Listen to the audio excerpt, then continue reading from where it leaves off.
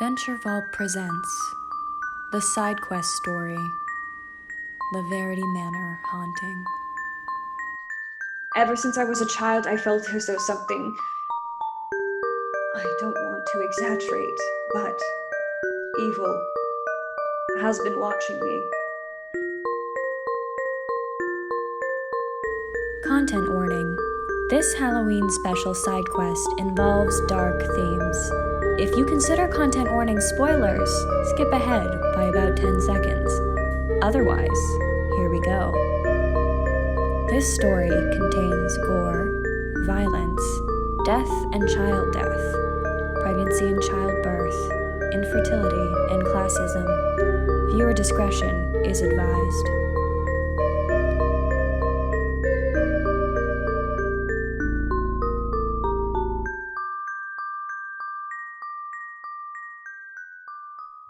Hello, fiendish friends!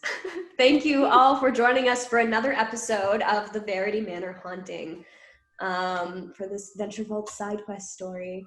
I'm Cora Eckert. I am the DM for the Verity Manor haunting, and I will be supplying all of the various voices or non-voices as I forget them as we go along and go through this spooky Halloween special story. I also play Aleda on the main campaign of Venturevault, The Isles of Nakar, and you can find me at Cora Eckert or at Venturevault on Twitter and on Instagram. I'm going to throw it off to another Venturevault person, which would be Richard Barlow. Richard. Oh, I also go by she, her, and they, them. I also go by she, her, and they, them, and I forgot that. That's new, and so, yeah. And now it's Richard, after my pronouns. Hi. Hi, I'm Richard Barlow. I go by he, him. I am the DM over on the main campaign of Venturevault, Isles of Nakar. Also, depending on when this comes out, it's probably around the date, starting October 19th, Season 2 of my TV show premieres. If you are in Northern Ontario especially, there's other parts of Ontario, I don't know where it hits, but if you have Eastlink TV, you can check me out on Channel 10 and 610. If you like movies, it's a movie review show, and I do some other fun stuff on there as well. So check me out Monday nights at 10 p.m., and then you can find me on social media, on Twitter at Trailer Barlow, or on Instagram at Venturevault, and Twitter at Venturevault, and Trailer Park Movie Reviews on Instagram as well. And that's all I have to say. So I am going to throw it over to... Who are you playing? What? Who are you playing? Oh, I'm playing Dart. So you know, watch for the little halfling there. And I'm going to throw it to my other halfling, my other half of half and half, Connie. Great. Hi, everyone. My name is Connie. My pronouns are they, he, and she. When I'm not here guest starring on Venturevault side quests, I am the GM and executive producer behind Transplanar RPG, which is an all-transgender, person of color-led, 100% homebrew Dungeons & Dragons 5th edition actual play live-streamed campaign set in a non-colonial anti-Orientalist world. Our main campaign and GM advice series stream on alternating Saturdays at 3 p.m. Central on Twitch at Transplanar RPG, but we will soon be switching to a weekly schedule. We have a recap document available on our Twitter at Transplanar RPG for a whole arc, whole campaign recap, so you don't even have to watch past hours of VODs and whatnot. Just come on in, have a drink, sit down, watch us trans people be weird and gay about D&D. But while I'm here, I play Chū Chū, the Halfling Barbarian, and one half of half and half with Richard's Dart. And with that, I'm going to pass my introduction along to C. Hey y'all, I'm C. I use they, them pronouns. I am a digital artist, performer, content creator by whatever. You can find me on Twitter at PieSharpArt or on Tumblr at pie-sharp. I made the character art for this campaign, which is super exciting. And I'm also a player on Transplanar RPG, but today I am actually playing the Tiefbolg Bard, Father Ox. And with that mess of a blah, blah, blah, I'm going to pass it over to Nina. Hi, everyone. My name is Nina Nesseth. I'm a professional science communicator who specializes in exploring the intersection between biology and biotechnology and pop culture.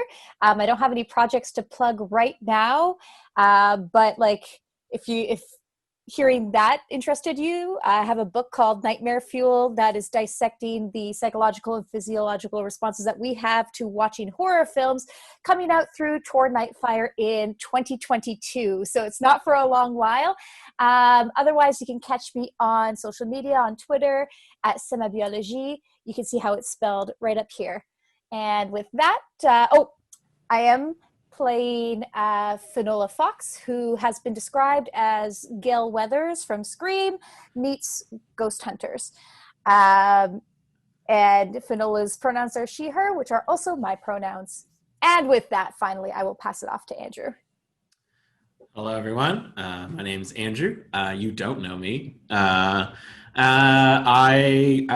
pronouns are he, him, and I will be playing Aegon Z. Venkstantz, the half-elven paladin, who also uses he, him pronouns. I'm excited to be here, just like everyone else. And let's get this party started, and I'll hand everything over to our lovely DM. Excellent. Whoa.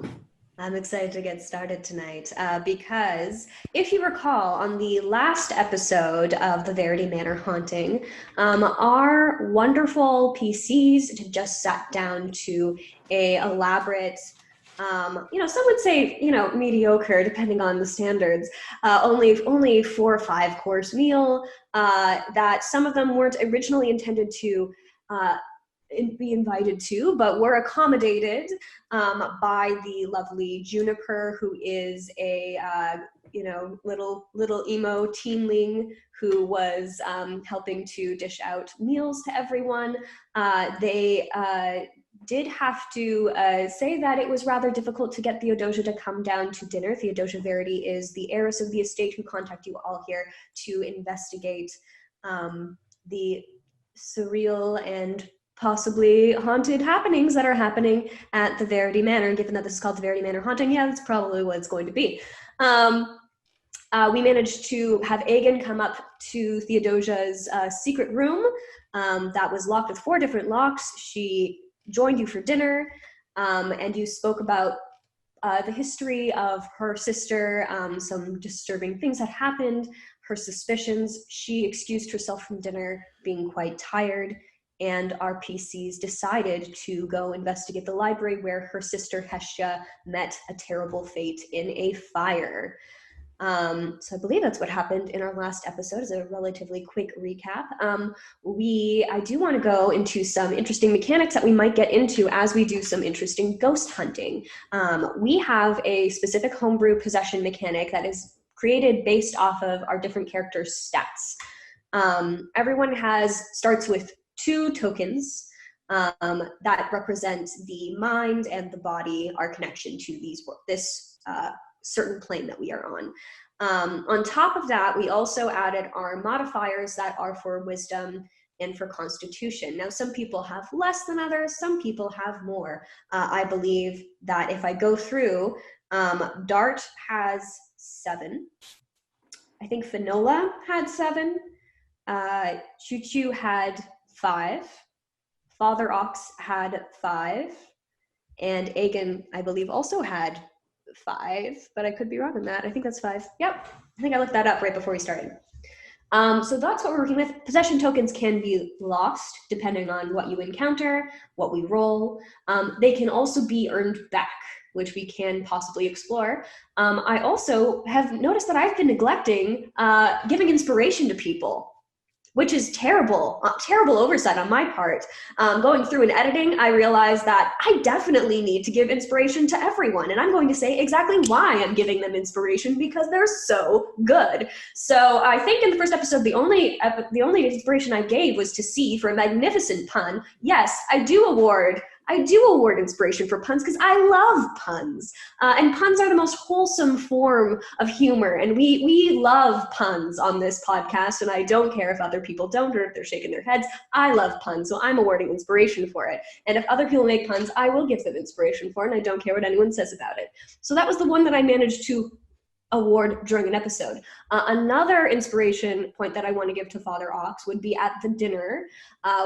Father Ox was quite contented to chow down on the wonderful food and ate, I believe, described like a cow chewing cud for the salad, which I think was hilarious, and then managed to come out of that enjoyment of the food and very calmly tell everyone that we should beware of the things in the dark in a very menacing tone. And I love that moment. So you're also getting inspiration for that, see. So please mark that down for Father Ox. You have 2 points of inspiration.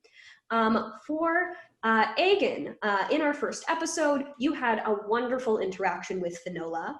Finola and Aegon, I am giving you points of inspiration for that conflict. So 1 for Aegon, 1 for Finola. Aegon, you also managed to take the foresight to go and collect Theodosia. She wasn't at dinner. You decided to take that initiative and go get her to bring her down to dinner. Please take a point of initiative for you. So now, Aegon, you have 2 points of initiative. You're going to need them. Let's see. Chū Chū. Inspiration, you mean, right? Sorry, 2 points of inspiration. What did I say? Initiative. Oh, you don't have 2 points of initiative. I'm sorry. You're in that heavy armor. Yeah, I have -2 initiative. I misspoke. My apologies. Chū Chū, your bluntness has served you incredibly well in the last few episodes, at least for inspiration, despite what Olive might think of you now. In the first episode, Chū Chū made a very bold joke that they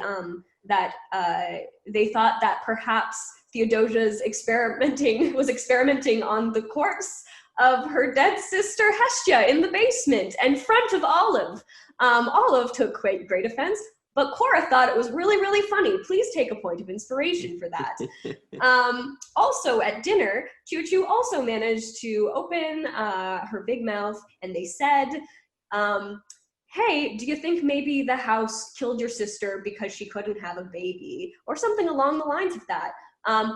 Theodosia was very taken aback. Some people were very surprised. Cora loved it. Cora thought it was hilarious. Please take a point of inspiration. You have 2 points of inspiration. You're going to need them. Dart, in the first episode, you were having wonderful interactions with people. And I think the most compelling one that I found in the episode 1 was, even though despite Dart's intense fear at the ongoing talk about fire and the flinching from that, he decided to stay.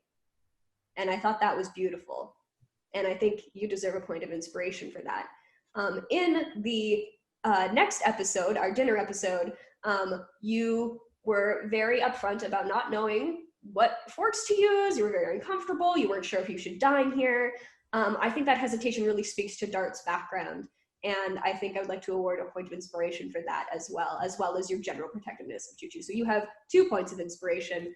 Please enjoy. You will need them. And Finola Fox, I have 1 more point of inspiration to give to you. And that was for letting Doggett know exactly how to command respect when going into a room, and giving Doggett that pep talk, your bard NPC, and letting him know that you can't let them know that you're afraid and you have to earn their respect. So you have 2 inspiration. We all have 2 inspiration, and we might need it going to this encounter. Our PCs have just left dinner. They have decided to explore perhaps the library. I think they said they were on their way to. We will revisit them right now. We are in the dining room. We are just about to leave it, I believe. It is night. Night has fallen. It is mid-autumn. It's quite dark out. I would say it's about 9:30. You had a late dinner, and everyone arrived rather late, especially since we were waiting for the wonderful entrance of the fabulous Father Ox. So with that, we carry ourselves into the adventure to explore the Verity Manor. What would you like to do? I'm stuffed. Wow. Call me a turkey on Thanksgiving, 'cause I'm full. Yes, as we are often wont to eat our full turkeys. Beside that, I believe it's best if we begin our investigation as soon as possible. I would like to see a solution brought, and I think the best place to begin is where the most action has happened. Okay, pretty boy. Juniper comes into the room to see that you've all gotten up from your seats. Juniper is the emo-ish looking teenager who was helping to serve the dinner that we met in the last episode. Juniper has a little wrapped in like wax paper container, maybe like a beeswax paper container, something, a little token, and hands it to Mo Chū and says, this is the banana bread that that I know you can have the custard cake, and I like Right, the the dairy's dairy-free. really good. Yeah. Thank you. While you're here, actually, Juniper, did you see anything funny on the night of the lady of the house?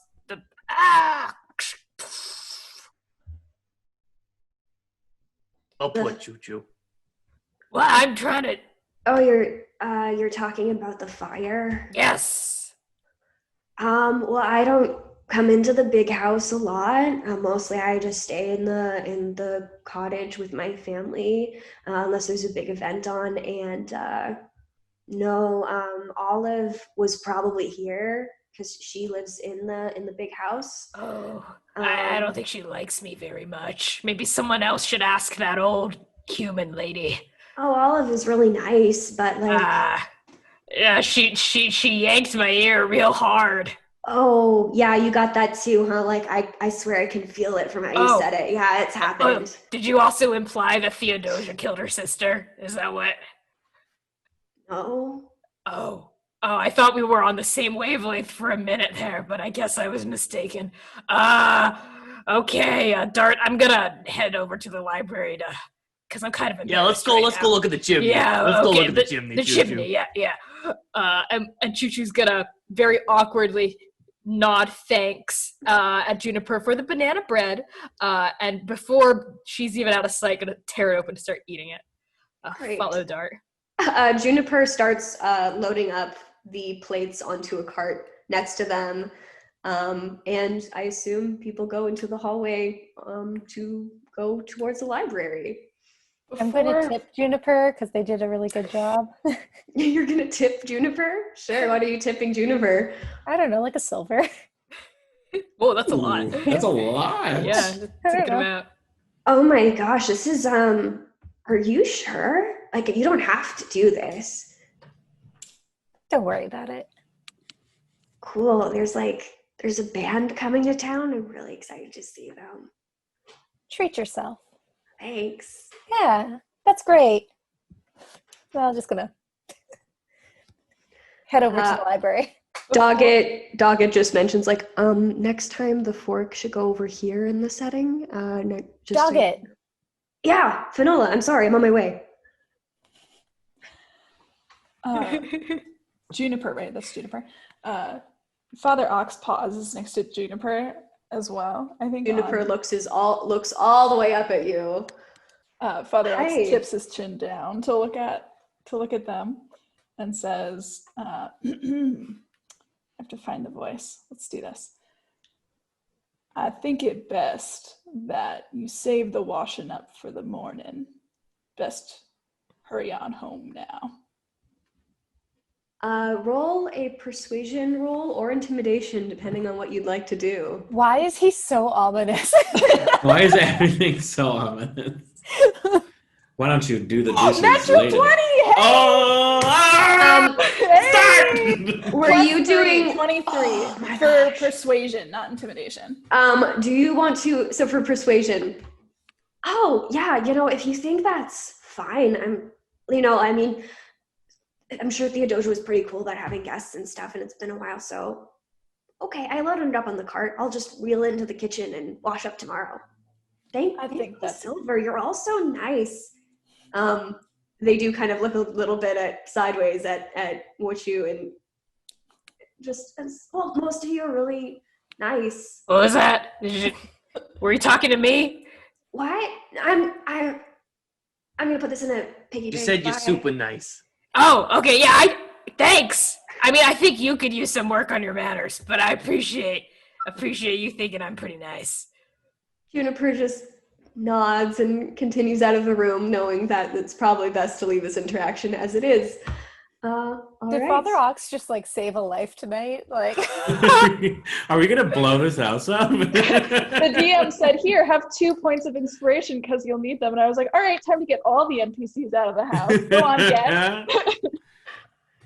All right. Are we leaving the dining room, going into the hallway, moving in towards the library, which would be in the west part of the house? Yes. Mhm. As we're walking toward the library, Chū Chū's looking at all of like the huge, lavish, old, fixtures of the house. She runs like a finger along the railing of the stair. I'm assuming that we have to go up to get to the library. The library is still on the main floor. Oh, cool. So it's actually just down the hall, but you would probably be able to run your hands over would be another ornate doorway, very similar to the one that you would encounter at the entrance, the double doors. Mhm. This was originally an archway. It does have 2 double doors as well, and it does appear to be locked. There's a rather large lock on it.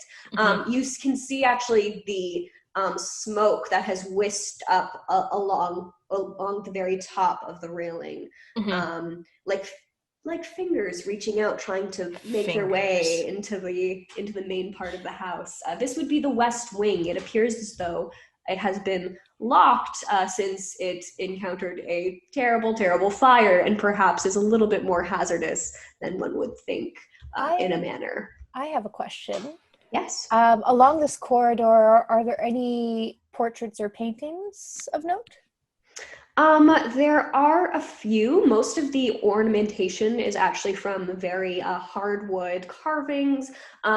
You do know that there probably is a gallery where so many things would be held, or a lot of works of art might be held in a ballroom. Some of them might have been in the library at one point, but who knows what will remain from there. But most of the ornamentation that you see, in this hallway comes from the wooden molding. Two things. Mm-hmm. Chū Chū is gonna, I guess the first thing would be, can Chū Chū sort of squint at the finger, and just see how, are they pretty much like fingers? Like how suspicious are these like scorch marks? I'll allow you to roll an insight on it. Oh boy, okay, let's see. That's and wisdom. We can do advantage. You might have some insight into architecture, yes. Being a chimney sweep. Because that was a 3. Okay. That's a 6. Nice. 6. That's smoke. You know what smoke looks like. You know what smoke looks like in the imprint. You're a chimney sweep. You know what smoke looks like. It's a lot of smoke. And then she's just sort of gonna rattle the door to see how locked it is. She's gonna rattle it. Give it a good rattle. It is pretty locked. Okay. I sort of gently move astride to beside Chū Chū. Do you mind if I work my magic? Go for it, skinny boy. Chū Chū's gonna back off a little, sort of size you up. Before you start, Aegon, move astride what? Move beside her. Oh, aside. Okay. Aside, yeah. Sorry. That's like Your horse? Debbie, are you on top of a horse this whole time?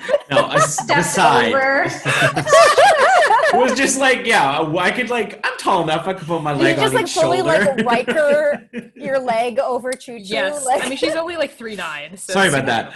Beside. Chū That's Chū. fine.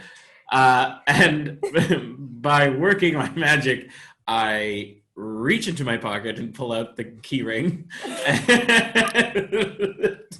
and begin to look for the correct key for the lock. Do I have the correct key for this lock? Can I perceive to see if I can point out the right key before Aegon finds it? A perception duel. I was gonna make this easy on both of you, but both of you can roll perception. We'll see who gets better. I hope we both roll really low. Perception is not one of mine. Come on, my passive perception's 19. Come on. Whoa. You're actively looking, right? I know. You're actively, yeah. Actively. I was gonna give some answers, but instead you asked, so. I'm gonna use an inspiration point. Really, on this? Wow. Are you kidding me? Cool. Your Finola's pride is at stake. So Fun thing to burn inspiration on. 15 plus 3 is 18. 24. 23. Oh, My other was a nat 1, and I wasn't about to burn my pride on it. I love that we're like, oh man, upcoming stuff's gonna be tough. You're gonna need your inspiration points. You're like, I want to find this key first. The rest of us still have a lot. Yeah. It's that one. I'm not going to use my inspiration for this. Finola, you pick out immediately, maybe half a second later, Aegon sees a lot of these keys were conveniently labeled. And I was going to tell you that. It's that one. I love that you interrupted before this key information was released. This key information. This key You deserve information! inspiration. Inspiration point for that accidental pun. Yes! Egan, it's that one. As I hold it, It's I that look one. at it. The I look key at Finola. has a large W on it. You realize that the ornamentation is the same that is on the door. That probably the W probably stands for West Wing. What does that squiggly mean? I look at the key and I look at Finola. Truly, your skills are astounding. Unlock the door.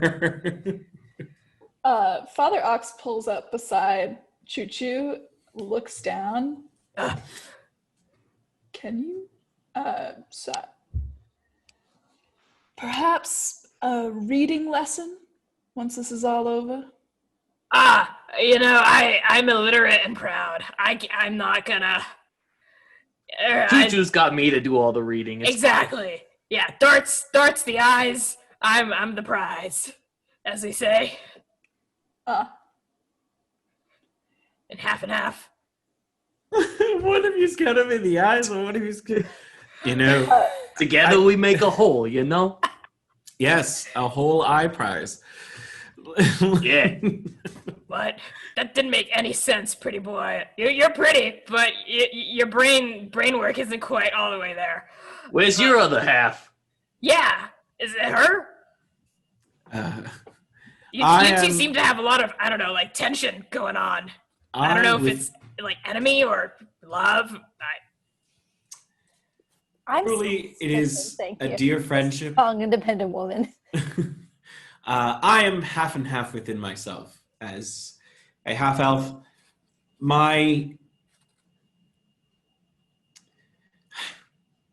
it was difficult enough being half and half on my own. I am not seeking to add anyone else to that. If there are any other interruptions, we can have them now, or perhaps we should discover the source of the blaze. You're right. Sorry. I'm sorry, Dart. Were you trying to say something? I feel like I just sort of steamrolled over you. No, it's all right. I was just gonna tell you what the letter said. What is it? What does it It's say? just W. Oh. Yeah. Oh, okay. I thought that was an M. It could be. It could be. That's but so the confusing. other way. I don't. You're doing I don't great. Get it. It's fine. You're Let's doing see all what's right. in here. It truly could be in the mest wing. Who's to know? The mess. Doggett has taken the open lock. I assume that you unlocked it. Yes. And just like started opening the door already. Walking. Doggett, watch your step. The floor is like there was a fire in here. What? Watch your step. Oh, I was writing. Yeah, no, you want Watch your step. no, don't. What? I think take care of yourself first. You know. Oh, that's. You've never said that before. Yeah, and you should write that down because it was a really nice moment, wasn't That was it? a really nice moment. Yeah.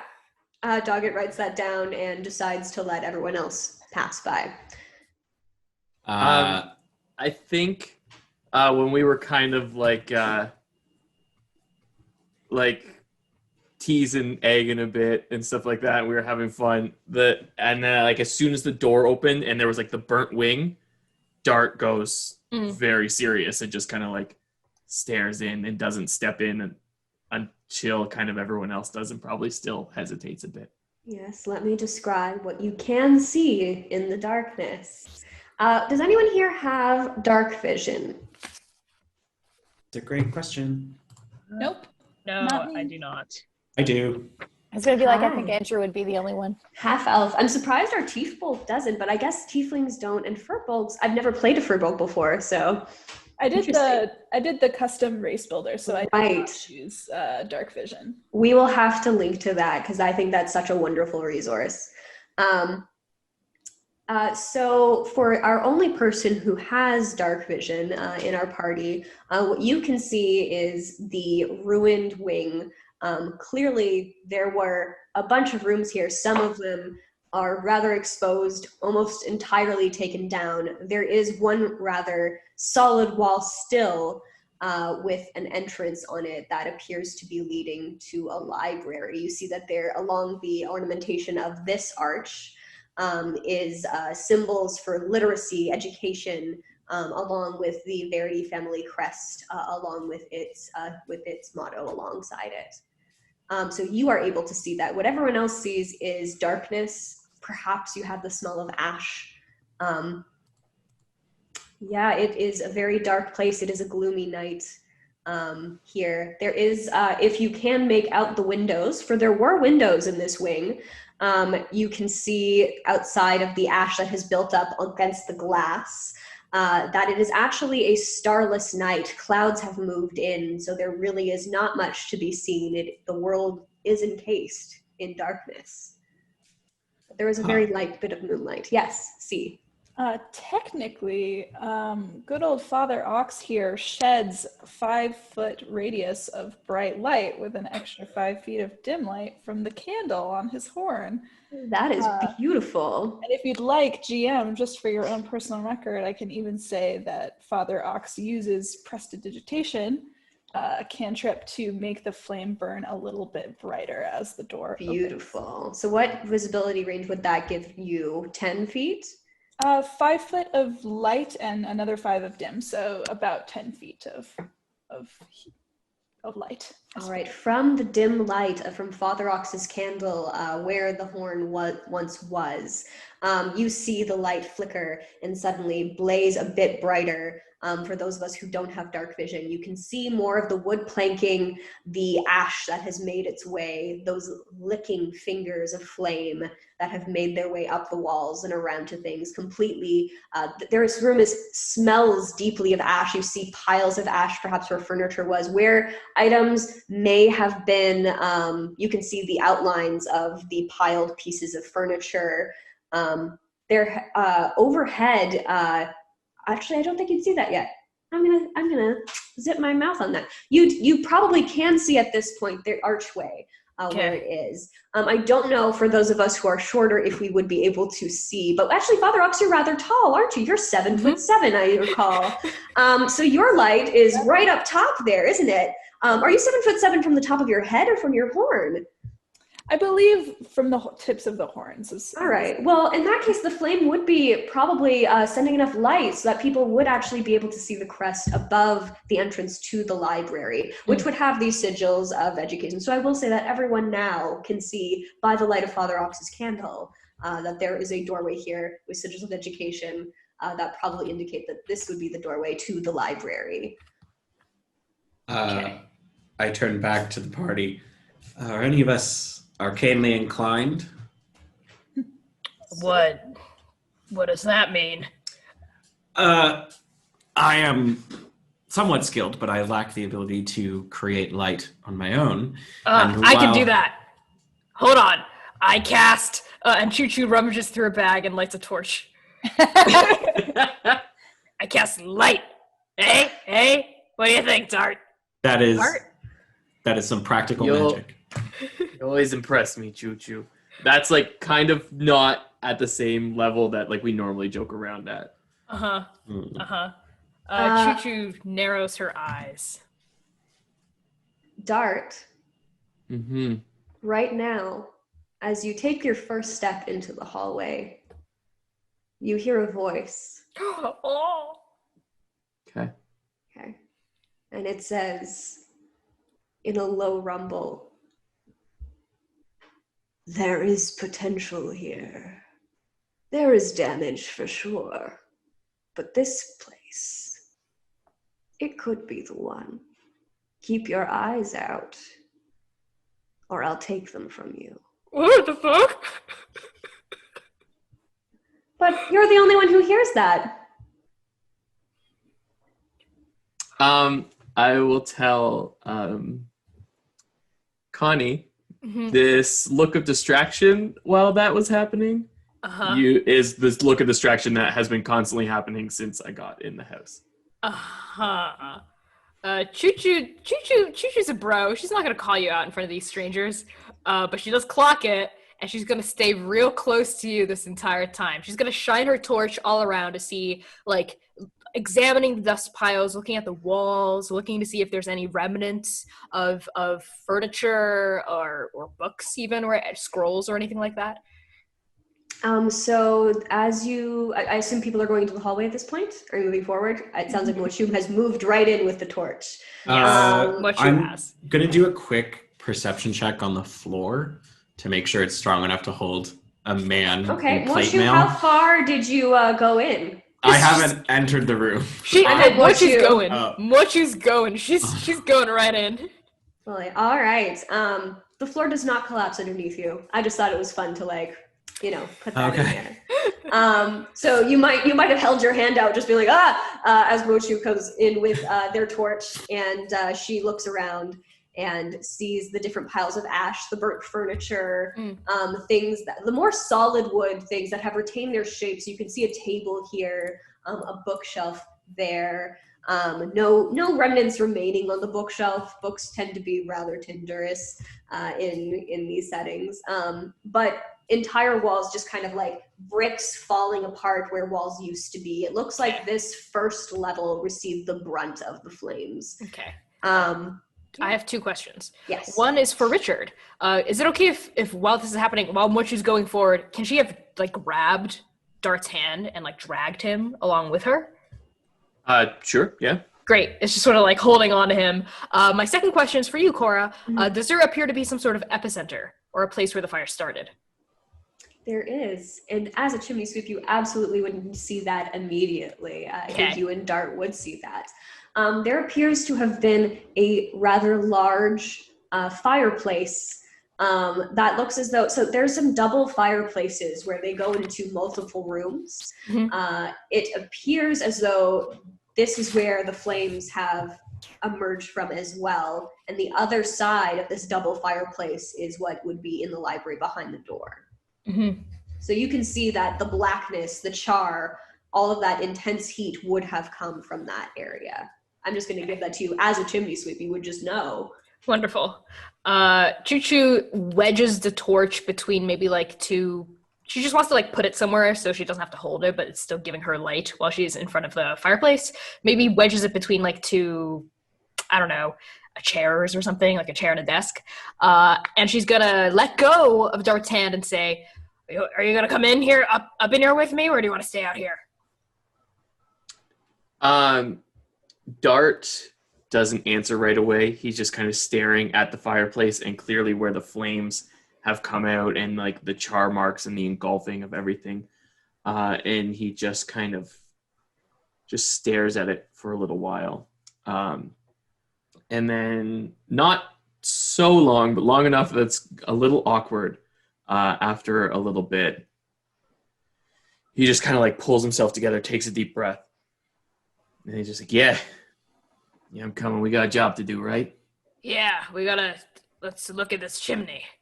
And hey, I know I've brought this up a few times tonight already, but you really look like there's something on your mind, man. If you want to talk about it, I'm here for you.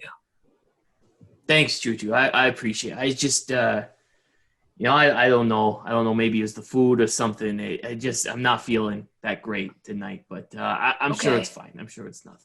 Well, if you have to, take it easy, okay? I don't need you falling out in the middle of the flu and just halfling pancake. You know what I mean?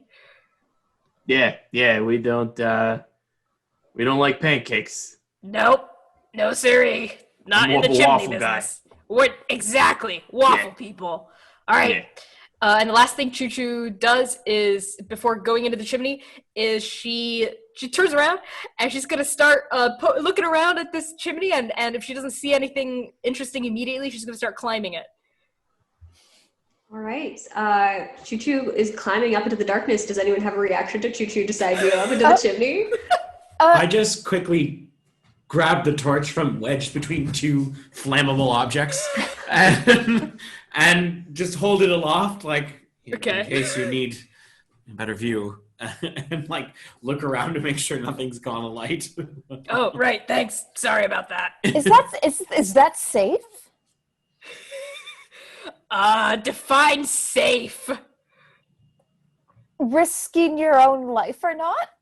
Yes, it is risking my life here, but that's sort of what we do in the chimney business, right? Chimneys are our thing. They're dangerous. All right. Fair enough. Okay, I'll let you do your thing then. Make your big brains useful and look around. Read some stuff if you can. DM is Finola's looking around. Is so Chū Chū already like asked if there was an epicenter, but is there any part of the library that looks curiously untouched by flame? Oh, we actually have not entered the library. We have just seen the archway to the library. We have yet to enter the library. We are in the hallway leading to the library. There's a chimney in the West hallway? Wing. Yes, there's a chimney in the hallway for greater estates. It was quite common to do so. Are there any paintings in this hallway? None that have survived. Okay. You do still see that there is that archway with the sigils, meaning education, and there is the family crest above it with the family motto. What's the family motto again? What languages do you speak? The key questions now. Common and infernal. This is in Celestial. Well, I won't know it then. Yes. So Father Ox speaks Celestial. Does anyone else speak Celestial? I check languages. No, Elvish and Infernal. Father Ox, you can immediately read the family motto on this crest. It reads, "With greatness comes sacrifice." With greatness, is he tall enough to touch it? It's like yes, he probably could touch it. Actually, yep. That's funny. He will do that. He'll kind of like reach up and dust the ash off of it a little bit. Excellent. And just mumble under his breath, "With greatness comes sacrifice." What was that? An interesting family motto, if I've ever heard one. Sacrifice. Sacrifice. With greatness comes sacrifice. All right. Chū Chū has darted up the chimney. I look to Miss Fox and Father Ox, and I hold out just like a copper coin. Do either of you have the ability to less practically cast light? No, but I have a torch.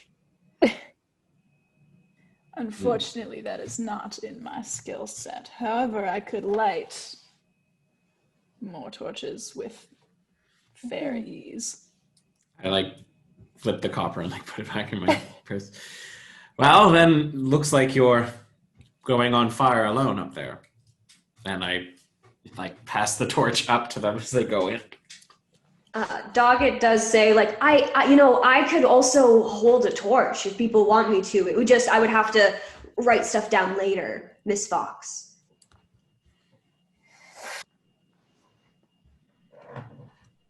I can't see anything in here.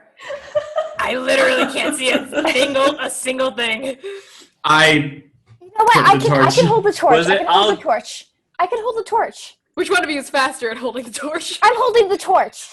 I give it to Finola and like step backwards. Please don't fight over a torch in a burning building. If you're fighting with it by the fireplace where Dart is, he's very like. I'm going to hold this torch so well.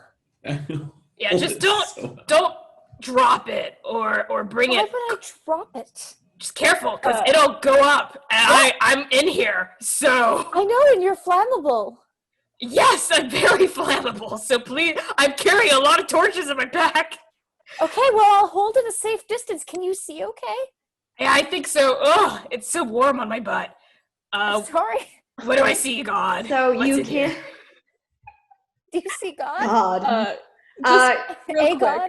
Yes. Which one? as this kind of bickering is going on, Father Ox is gonna chuckle to himself and just kind of clasp his jacket and loosen up his collar and just walk into the library. Just kind of pass. The library does have a closed door. Fair enough. Yeah. Let's see.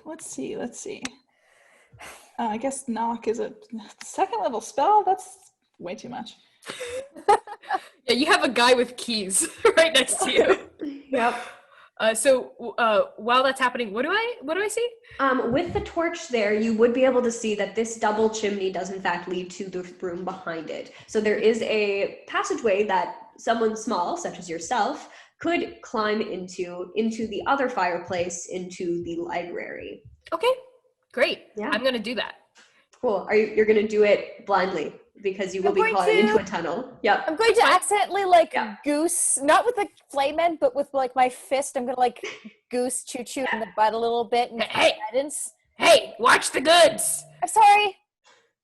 Can I grab the torch from Finola after that and be like, "You're freaking me out"? No, it's fine. It's fine. All right. I can't see anything. That's okay though. I'm just gonna keep. You have guidance, though. You have guidance. Oh, you used guidance on me? Yeah, that's what I just did. That's why I goosed you. My butt feels stronger than usual. A guiding goose. You're lucky. It's like an iron bear trap. You're looking at it and your hand off. And Chū Chū's I'm also very glad. She's gonna try to reach the L bend, I guess, in the chimney, and just blind, without sight, find her way. You can feel your way. You're used to traversing through chimneys. You can feel the ash, the soot. This is all very familiar grind to you. And you feel your way through this double chimney into the next room.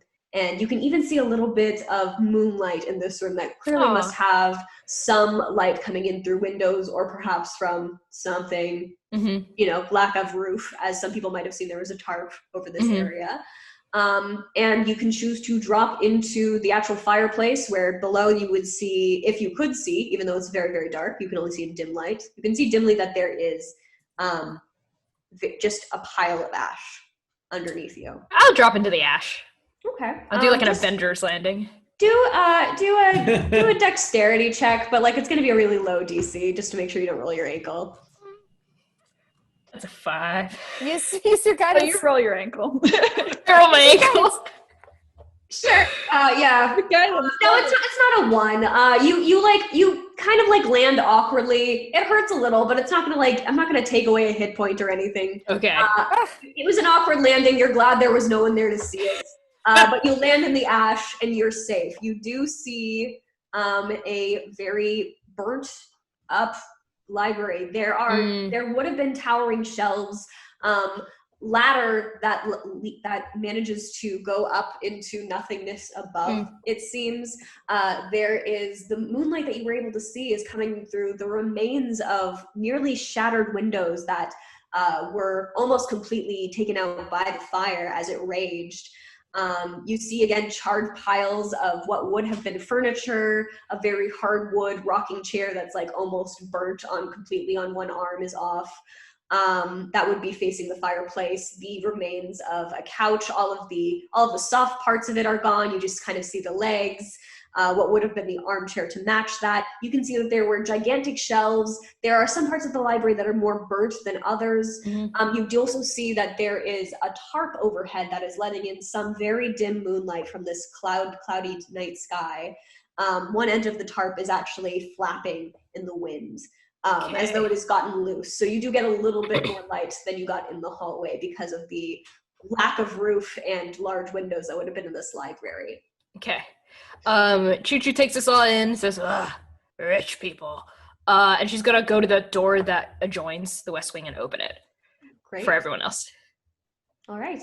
The door swings open. That Father Ox was about to jiggle open. It wasn't locked, as it turned.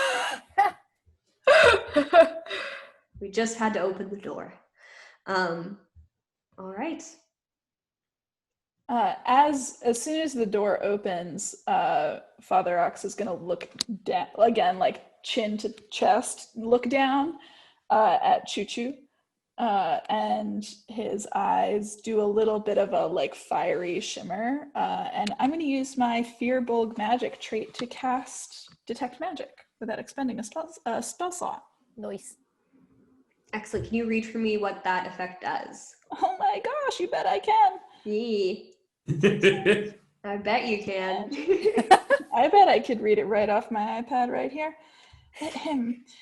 For the duration, you sense the presence of magic within 30 feet of me. If I sense magic in this way, I can use my action to see a faint aura around any visible creature or object in the area that bears magic, and I learn its school of magic, if any. And this spell can penetrate most barriers, but is blocked by a foot of stone, an inch of metal, thin sheet of lead, or 3 feet of wood or dirt. Nice. You can see that in this area, you find that there's also another crest, family crest on here on the other side of the archway of the door, corresponding to the one outside. You do see that on the celestial lettering of the family crest, there is a bit of glimmer on the writing. It's very dim. It's almost as though it's not necessarily this is a magic item, like if people touched it, it wouldn't necessarily do anything, but there is magic in those words, if that makes sense, anywhere that you'll find them written. You will also notice a magical aura coming from one of the lesser burned aspects of this library. It's more that the fire waged on on the western part of the library and the southern part of the library, but the very northeast corner appears to be the only shelf that is untouched. And you will find that there is an aura coming off of a book. Great.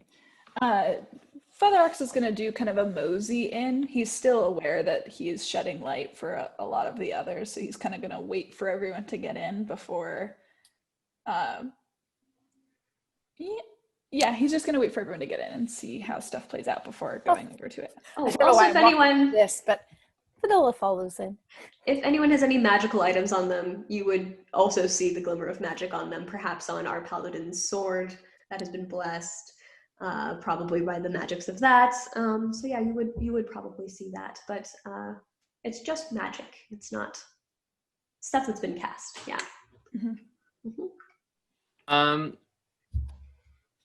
I haven't gone in yet, but I don't know if Father Ox would anything on me. Like, I don't have magic items, but I have magic in me. Like, I don't know if... I would say that maybe he could see the glimmer of magic within you, but that's what's been intriguing all along. Okay. Makes sense. But yeah, no, I don't really follow everyone in. I just kind of stand by the fireplace out in the hall and haven't really done much.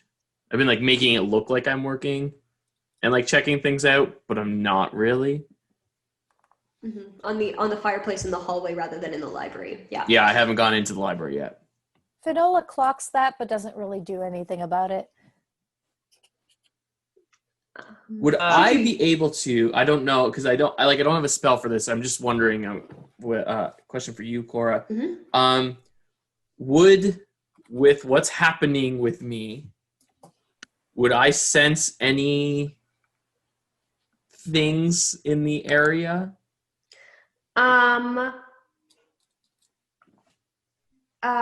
You would have to go and look for them. Are you looking for them?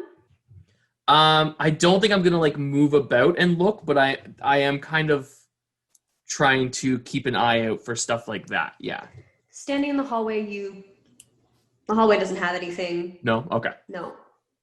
Chū Chū's gonna go up to you though. Notices everyone else come in, but not you.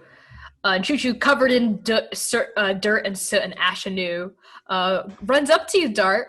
And since everyone's already in the library, you're sort of lingering out here in the hallway, lowers her voice a little and says, hey, we're gonna go check it out. You gonna come with?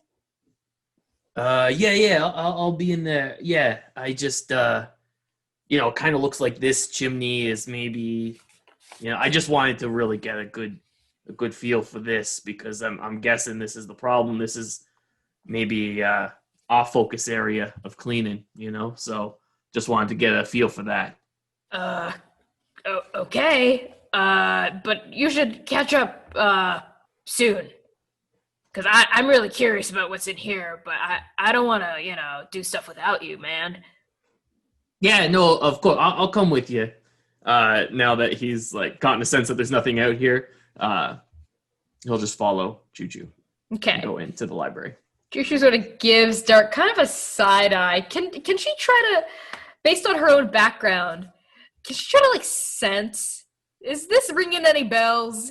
Is this Do an insight check with advantage. Ooh, it's a 19. That's a 1. So I'm going to take the 19. 19. The 19. Dart is hearing things that you have heard before. This place, while Dart has always occasionally zoned out, it's happening way more than normal, and you think it has something to do with this place and what has happened here. And it's negative, the effect on It Dart. is negative. Yes, you feel like there is some undue influence on Dart that is capturing his attention. And while you have seen him zone out occasionally before, this is fear. Okay. It's a whole new level. Yes, and it's something that you might be familiar with in your past. Okay, I think I'm okay. Suspicions were there. Now it's confirmed as I look at you as you step across a threshold, and your face is just captivated maybe by this dark energy that I'm sensing. I pause, I turn, I look you dead in the eye, Dart, and I say, "There's someone in there with you?"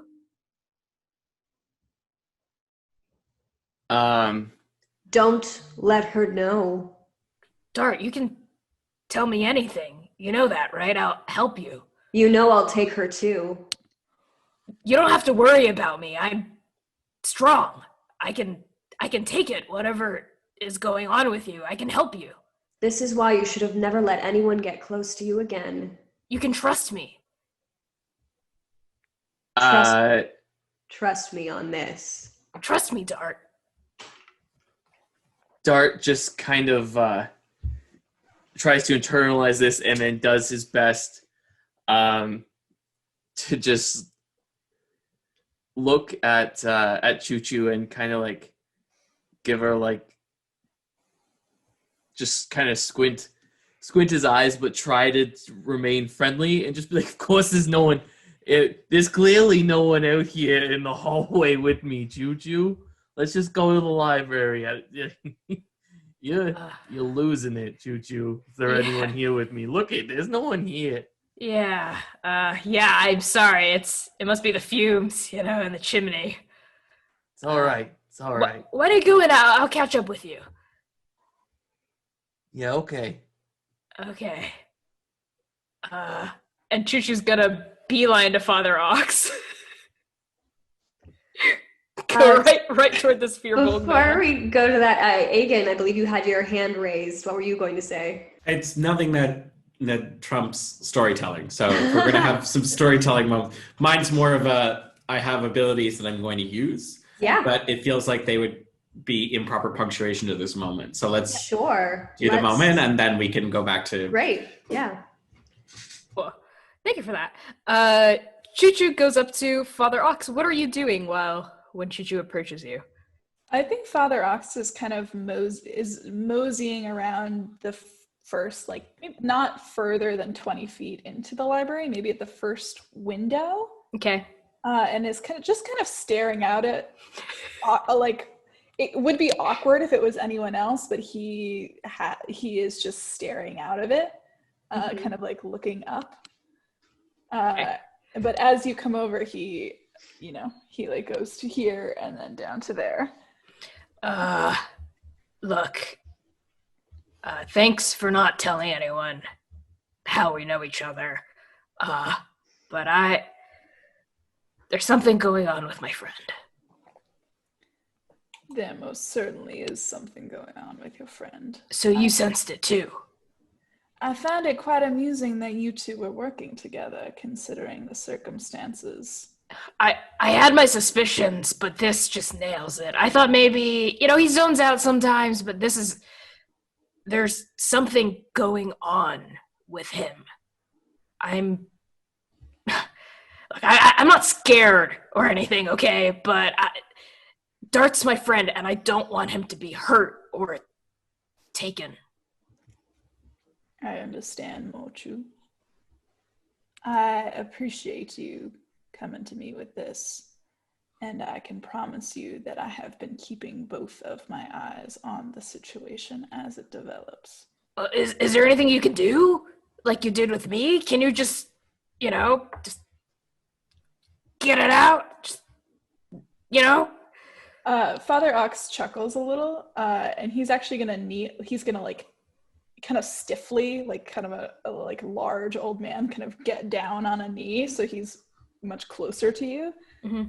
And he goes, "The thing that nobody seems to understand about this is about what I do, is that it's less about me and far more about the heart of the person I'm trying to help.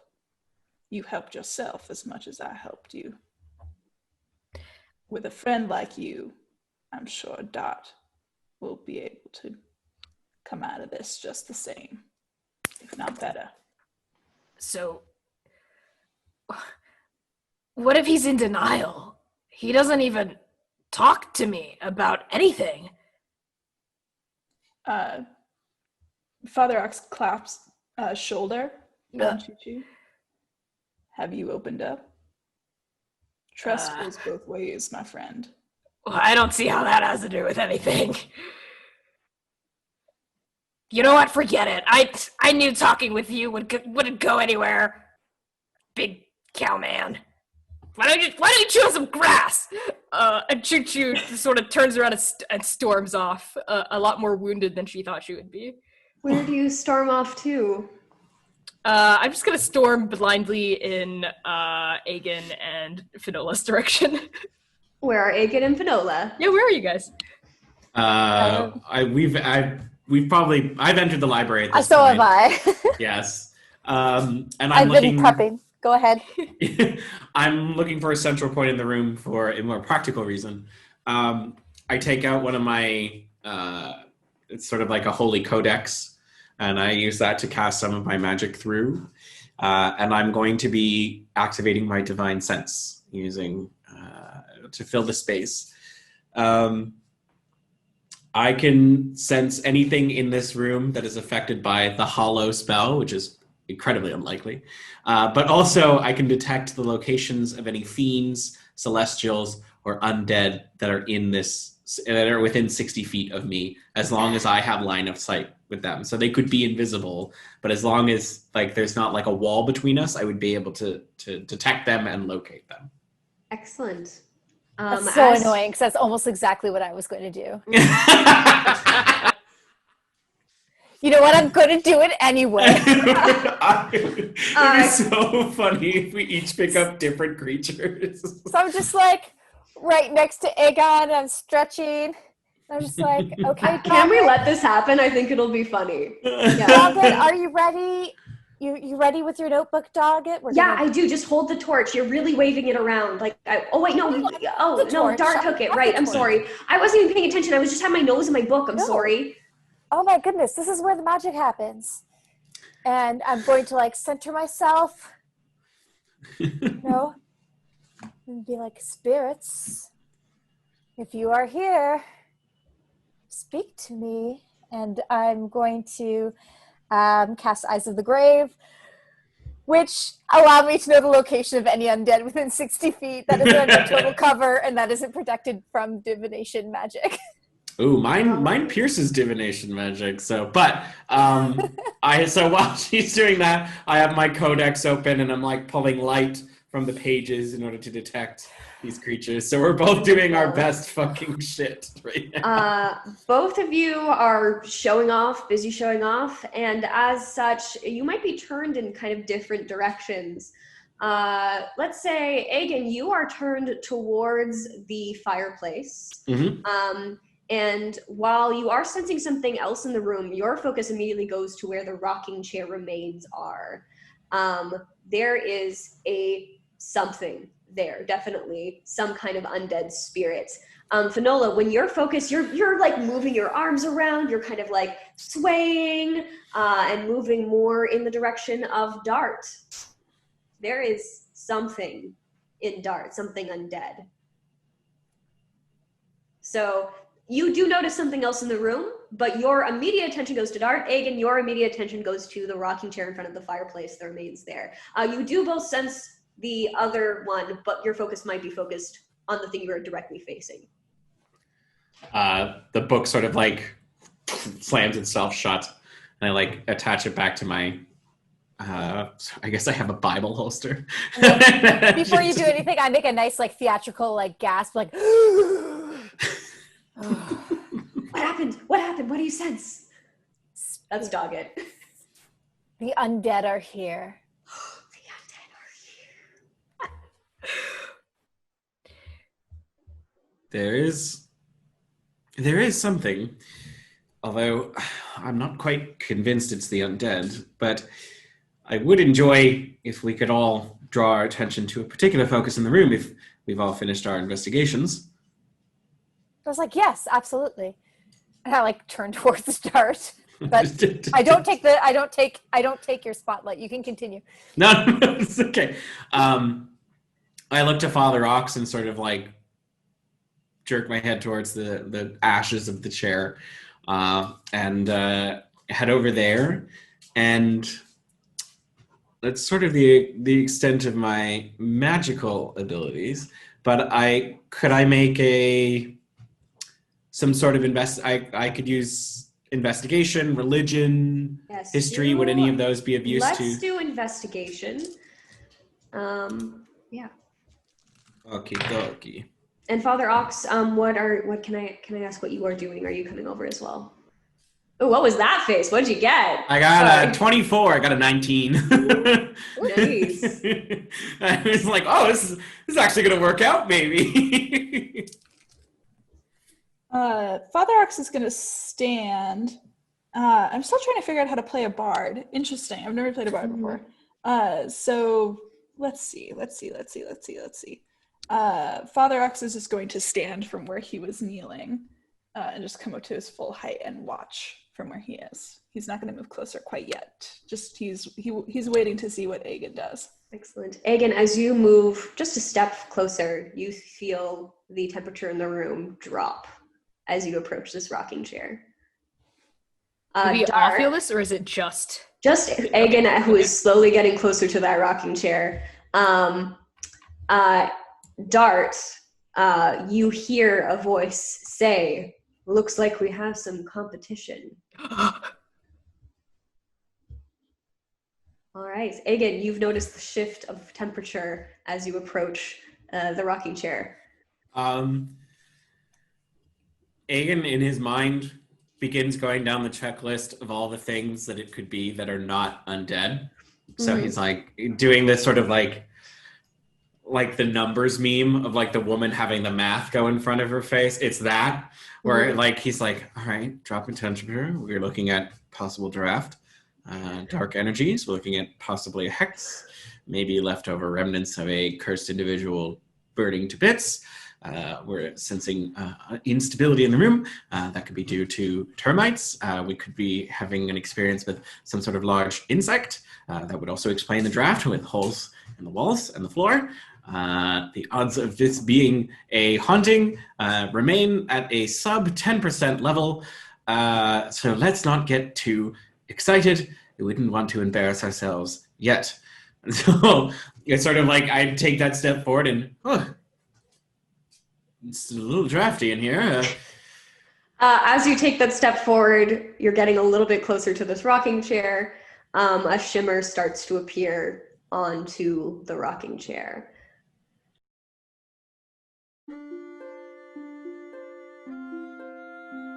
The Misfits want to share their treasure with you. Help us get to 500 followers here on Twitter and be entered to win this set of dice. Looking for more ways to enter? Subscribe to our YouTube channel or like, comment, and subscribe. All right, we're back from our break. We just saw a shimmer start to appear into the charred remnants of a rocking chair in front of a fireplace in our library that has since been burned down in the West Wing. This shimmer starts to appear and turn into a form, a shimmering form of light blue, tracing the outlines of a appearing to be rather young, half-elf woman. She wears a dress with a suit jacket, and all of you can see that she is the spitting image of Theodosia. She sits in the rocking chair, and it actually starts to move as her form appears into it, rocking back and forth gently. As soon as the shimmer happens, Father Ox, his voice fucking booms, and he goes, "You must be brave in the dark. Do not let fear take you." And I'm going to cast Heroism at the 3rd level. So I will target, I'm going to target Aegon, Finola, and Chū Chū. Sorry, Dart. Which means that for up to a minute, I have to touch you bitches. Damn it. You can run up to us and really quickly touch our heads. Yeah, you can do it. We're not in initiative yet. You can run up. Yeah, Father Ox is gonna like move very briskly forward and like kind of like lay hands on each of the 3 of you as he like moves beside Aegon up to the front of this ghost, saying that little ditty. And any willing creature who I touch is imbued with bravery until the spell ends. Concentration up to a minute. The creature is immune to being frightened, and you will each gain 6 temporary hit points at the start of each turn. Wow. So if and when we go into initiative, you have 6 extra HP right now. But your boy's gonna be on the front line. For each turn, you will gain 6 more. Is this a concentration spell? It is a concentration spell. Okay, cannot be frightened. You cannot be frightened. And it's immune how to many being HP? frightened, and you will gain 6 temporary hit points. Cool. I would. Hang on. In a metagame Must sense. be nice, guys. Nice. It's okay. I'll give you something too. This is great against like undead and scary things in a metagame sense, because fright, like being scared, is like a really common like action. I thought I was immune to fear, but I am not. So that is I'll take that. Great. I thought I was too, but apparently I am not. Chū Chū is not. I think that's so typical for our 2 characters. So I'm like, I figured I have such a wide skill set. I figured this would already be covered. Darthen, don't feel left out because for words of encouragement, you instead hear a voice in you that says, "We need to get rid of the competition." You know what to do. Wait.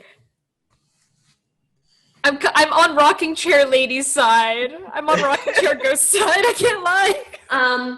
Father Ox, as you have moved, you said that you moved, so you hit Chū Chū, who is probably closest to you. Chū Chū had just approached Finola and Aegon, who are in the center of the room, which was near the rocking chair. Aegon, you are closer to the rocking chair. Finola, you were kind of closer to Dart. I was turned to Dart, yeah. Yes, but so Father Ox, I would say you are either beside Aegon or are you moving in front, Aegon, in front of the rocking chair?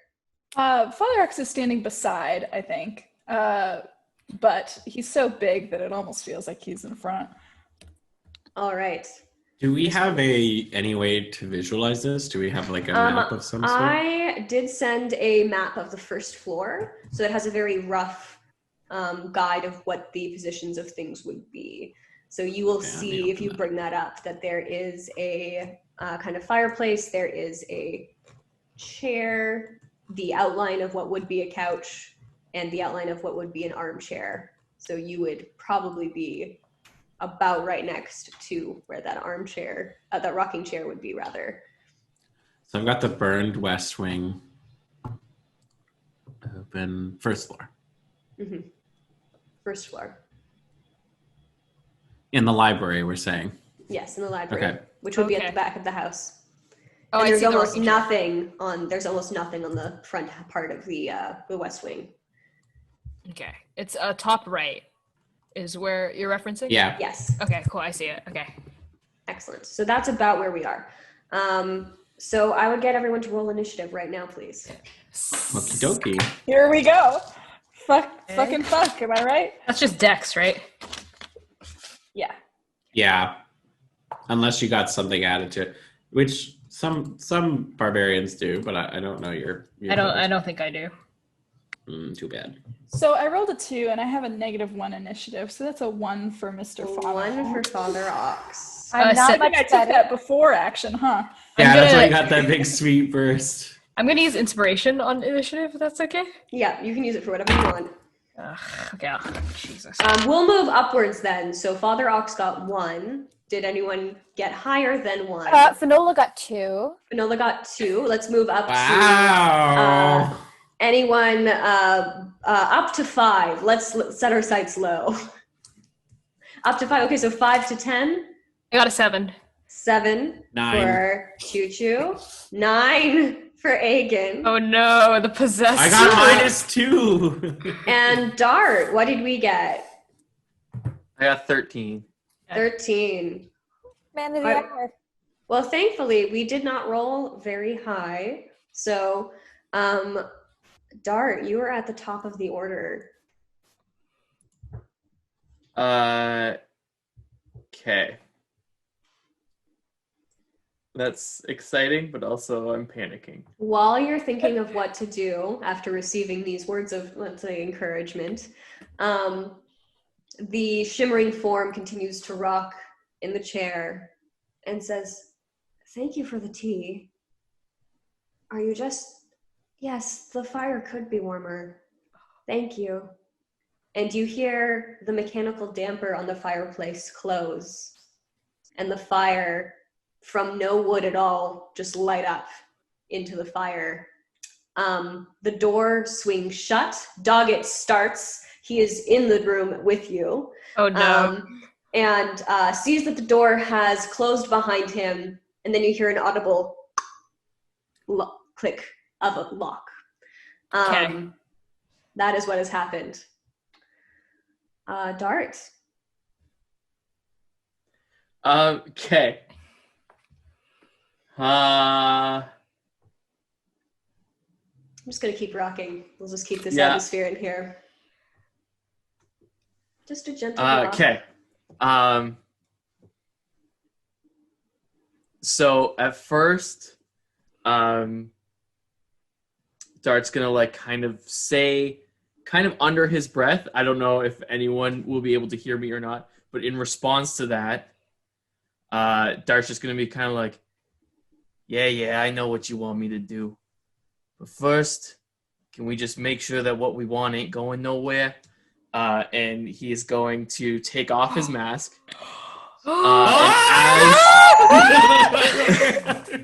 And as he raises the mask up, Yeah, do We'll it. give Do you it. a moment. Do it. Yeah. as he raises the mask past his eyes, and it like, he'll like kind of blink, so that by the time the mask is up and he opens his eyes again, his eyes are just black. Mhm. And he reaches out his hand, and he's going to cast Magic Circle around the ghost. Mhm. And just kind of like say towards the ghost, be like, you stay right where you are. We're going to have some fun with you in a bit. And then raise the other hand up at the party, not do anything, but just be like, and you guys need to find a way to get the fuck out of here. Big hero moment. Wow, I love that. Do you end your turn? After Magic Circle, yeah. All right, do you move closer? Do you stay where you are? Where is everyone standing? Like, if I could kind of get myself in a way Yes. to, like, the one hand is at the spirit and the other one is You are in between Finola, and Doggett is the nearest closest one to the door. He just stood there. I believe you only just came into the room. Does that sound correct? I came in before Chū Chū. I know that much. And then Chū Chū ran all the way to the back with Father Ox. Father Ox was in the northeast corner inspecting something magic. And then Aegon was by the fireplace.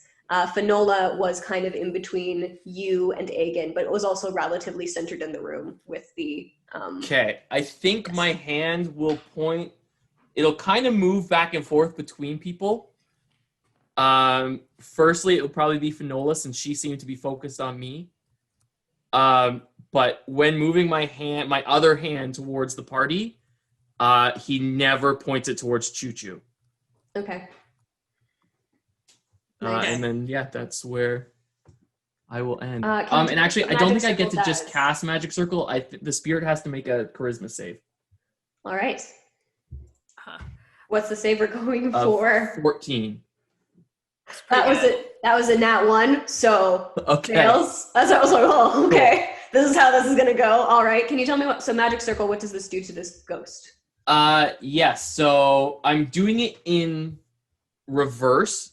Because that's a thing you can do. Like normally what it would be if I was trying to protect my party members, I'd cast it around them, and then a spirit couldn't enter that or couldn't possess anyone within it, or frighten anyone within it, and their attacks, I believe,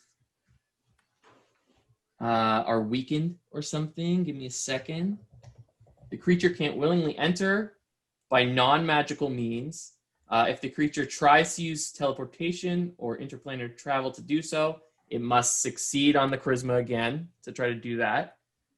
The creature has disadvantage on attack rolls, and then nobody could be charmed, frightened, or possessed. But when it's reversed, it's basically all the same things, except the spirit can't leave the circle, and their attacks are still at a disadvantage if they attack anyone that's outside the circle. All right. I will just mention for any rules lawyers who are out there that typically Magic Circle does take a minute to cast, but rule of cool, we're just going to let this fucking happen. That is true. It does take a minute. Sorry. That's okay. I love it. Let's say that the voice that you've been hearing within you has granted you some extra power, so you can just, bam, cast it. Let's do it. It's our game. We get to decide. Cool. Okay. Cool. All right, so Dart ends his turn. That would be Aegon next. Wow, nothing between 15 and 9? Like nothing. What did this creature roll? Jesus Christ. Mm-hmm. Okay, cool. I will say in the seconds that are slightly passing as we are deciding, the spirit does say, "Thank you for the tea. What an unusual taste. What's in this?" And now we continue on. And it's Theodosia we're seeing in the chair? Someone who looks very like Theodosia. So if you recall, this might be Hestia who died in this fire. Yes. In the library. But very similar looking to extremely Theodosia. Similar looking. With my history with Theodosia, would I be able to make a more determined delineation between the two? I will just say that Theodosia tends to wear more fitted suits, stuff that's, if she is wearing formal wear, it is generally pants. Her sister, on the other hand, was very feminine. I'll say that you were invited to the wedding. You could tell probably by the way that her tresses are long, lingering. She is in a dress that reaches the floor, a ball gown.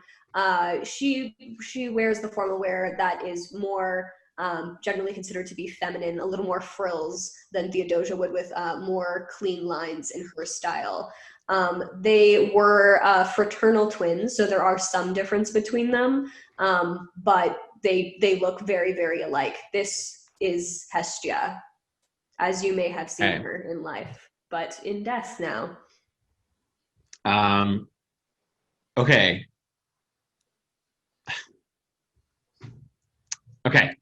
So then, I guess we're all sensing a lot of danger in this moment. Is that correct? Mm-hmm. Okay, so I'm going to dun da da da. Hang on. Oh, I know what's I forgot happening. about this. Place my hand on each of my two swords, and from the golden hilt, draw them aloft. Beautiful prop work. Yes, look at that shine. And with the sword drawn, I will then activate my channel divinity, and my sword shall become sacred. At which point it begins to glow. It emits 20 feet of bright light around it, and 20 more feet of dim light around that. It is now a magical weapon, and it is +5 to hit on its attack rolls from now for the next minute. So Awesome. I have my 2 weapons drawn. That took an action. Yep. So that's happening right now. And I look quickly back to Miss Fox. Miss Fox, are you martially inclined? Are you asking if I'm ready to punch a ghost? That would be so cool, Miss Fox, says Doggett from the corner. That's all you're getting from him. Yeah, I can punch a ghost. I can punch up the script. Oh, Doggett. I sort of like cock an eyebrow. I'm like, well, in case, I'll give you a moment to decide, and like step between you and the specter, and take on, like sort of a defensive stance. That doesn't do anything. I've already used my action, so I can't take the dodge action. But that's your movement. That's my turn. Move in between, activate my channel divinity, and prepare for battle. Great. Chū Chū, you're actually next. Okay, with a great. 7. Yes, I'm ready. I'm pumped. Several questions. Yes. 1, does the spirit in the rocking chair feel malicious, or does it feel like there's something else at play? Or would I have to roll for that? I think you're going to have to roll for insight. I won't let it count for an action. I'll let it do a bonus action. Well, I want to rage on my bonus action, so I won't. Oh, I'm just okay. gonna rush it. Yeah. The second thing, talking is a free action, yes? Talking's a free action. Okay. Dart, what the? How did you? Your eyes! What? Buddy, what's going on here? Does it anger you that he never told you? Yeah, is this God talking to me? Is this Cora? No, I'm just asking. Is this God? This is Cora. God? Hello? As you talked about, you wanted to rage on your bonus action, so, I'm trying to find a motivation for you. Are you there, God? It's me, Chū Chū. It's me, Chū Chū, and I'm pissed off at you. Dart, what is going on? Can I respond, even though it's not my turn? Sure, let's just let it happen. All Dart will be is just like, Chū Chū, please get the fuck out of here. Dart, no, I'm not gonna leave you, man. You're my friend. All right, that's enough. Cool. Okay. That's way more than 6 seconds. I can't push it much longer. Okay, great. All right. And Chū Chū is going to rage. She is angry about having no power in this situation, and Dart knows magic. This is not something chimney sweeps are supposed to know. So you all just sort of see these veins pop out on like the side of like Chū Chū's face, and she just lets out this kind of inhuman scream, and she pulls out her chimney sweep. But she whips it out, and it extends to be longer than herself as a lance. She's going to twirl it with surprising finesse and launch forward screaming in a reckless attack at the fireplace. At the fireplace. He's going to attack the fireplace. All right. Yes. Cool. So not the ghost. You're not moving into the circle of protection. You're gonna. What would happen if I moved through it? Could I move through it? Because it's just keeping it in, right? Richard, can people move into the circle of protection? Not by non. Give me a sec. Mm-hmm. Please hold. Please hold. Hold for math. I love it. You're attacking the fire. Oh, I think that's so fun. Oh, let's do a point of inspiration for that. Holy shit, that's fun. What a weird, cool choice. Yes, she's going to attack the fire.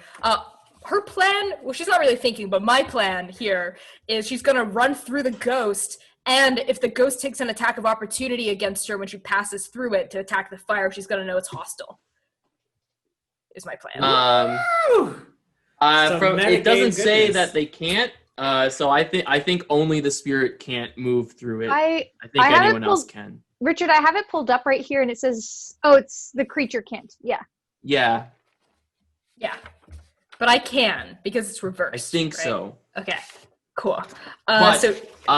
They will, if they get an attack of opportunity on you, that won't be at a disadvantage because you're within the circle. It's only outside the circle that gets the disadvantage. Cool. Got it. Cool. And how big is Magic Circle? 20 10 feet? foot radius. Yeah, then it would be within 20 foot tall. Got it. Ooh. So when Chū Chū moves through this rocking chair space, does it attack her? No, it does not. Okay.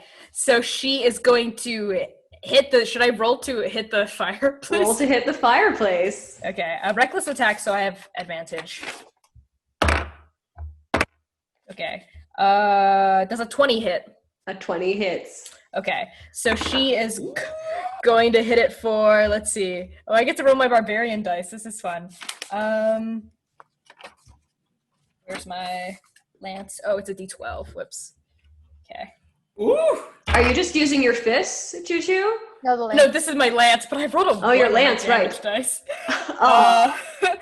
That is, but I have my rage damage. 1 plus 4, 5, 7. 7 points of piercing damage. It requires both of my hands. So 7 points of piercing damage. And she is going to extra attack when she uses her attack. All right, your lance goes into the fire. As it does, this what appeared to be like a regular campfire now turns into blue flames. It almost parts around your lance, and then it shoots up flames up into the chimney even higher. And then it settles back down into this roaring orange. You are going to, you have moved into a bunch of fire. Let's see. Well, my lance has reach. Yes, your lance does have reach. Then you're fine. Okay. Yeah, you're good. That's how I was asking, you're not punching with your hands. You have a... No. It's a lance specifically for the reach. You do notice that as it settles back into the orange, the flames have dimmed just the tiniest bit. So I did seem to hurt it in some way. Either way, I'm gonna extra attack it. Okay. Does a 21 hit? 21 hits. Okay. It is going to take 8 points, another 8 points of piercing damage. Once again, it's almost like it disappears around the point of your lance. The flames shoot up, they turn blue, even dimmer now, starting to turn more into charred embers of, when a fire just starts to die and those flames just start to lick out. That's what we're starting to see now. Okay. And I think that is Chū Chū's turn, and because she did go into a reckless attack, attacks against me until the start of my next turn have advantage. All right. Good to know. Thank you. Yep. All right. Now we finally reach whatever it is that you are fighting against. That rolled super, super low. Let's see. The ghost says, "It's such an unusual taste. This isn't chamomile. It's so warm in here. Could you... No, don't put another log on. I'm so tired." And Hestia's eyes move upwards, but not too high. If Father Ox is still relatively, close, it would only come to his soft belly, as described. But it almost appears to go through Father Ox and tries to make eye contact with someone about Dart's height. And let's say she makes eye contact with Dart and goes, "What are you doing?"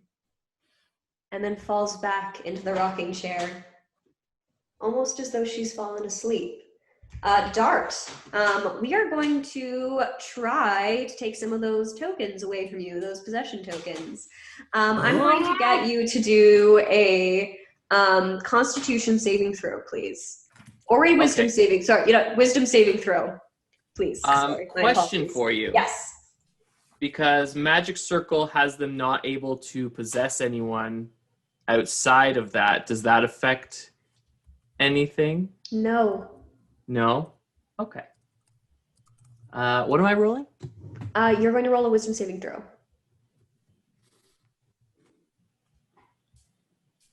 Okay.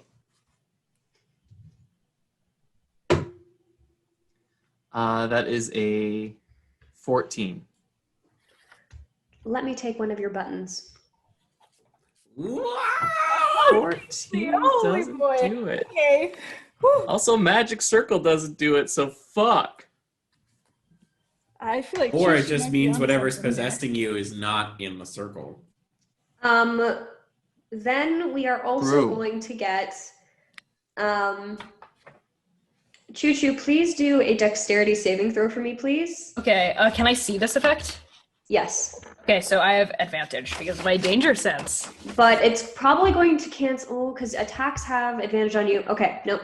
Never mind. You still have advantage on that. And Because then it's I also saving have throw. advantage. Yes, you're correct. Cool. Yeah. Okay, great. That's a natural 20. You manage to dart out of the way as these blue flames start to try and reach you and attack you. Yeah, I just sort of fall to the ground. Yeah. Ah! The flames fall over top of you and then pull back into the fireplace. Oh, I did not like that. Okay, cool. I love that you literally stopped, dropped, and rolled for this. Yeah, I did. Smokey the Bear would be proud. Cool. All right. That is our... Oh, nope, that's it. That's it for now. So now we're going to Finola, I believe, out of 2. Okay. Is it reasonable to assume that I clocked like what Chū Chū is doing here and kind of the effects of it? Or Yes, I think so. Okay. Do I need to roll any insight to see that? Maybe the figure in the magic circle shouldn't be my focus necessarily? I think it's fair to say that you might have figured it out. Okay.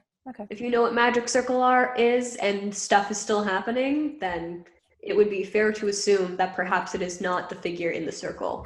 Whew, boy, oh boy, oh boy, oh boy. Okay.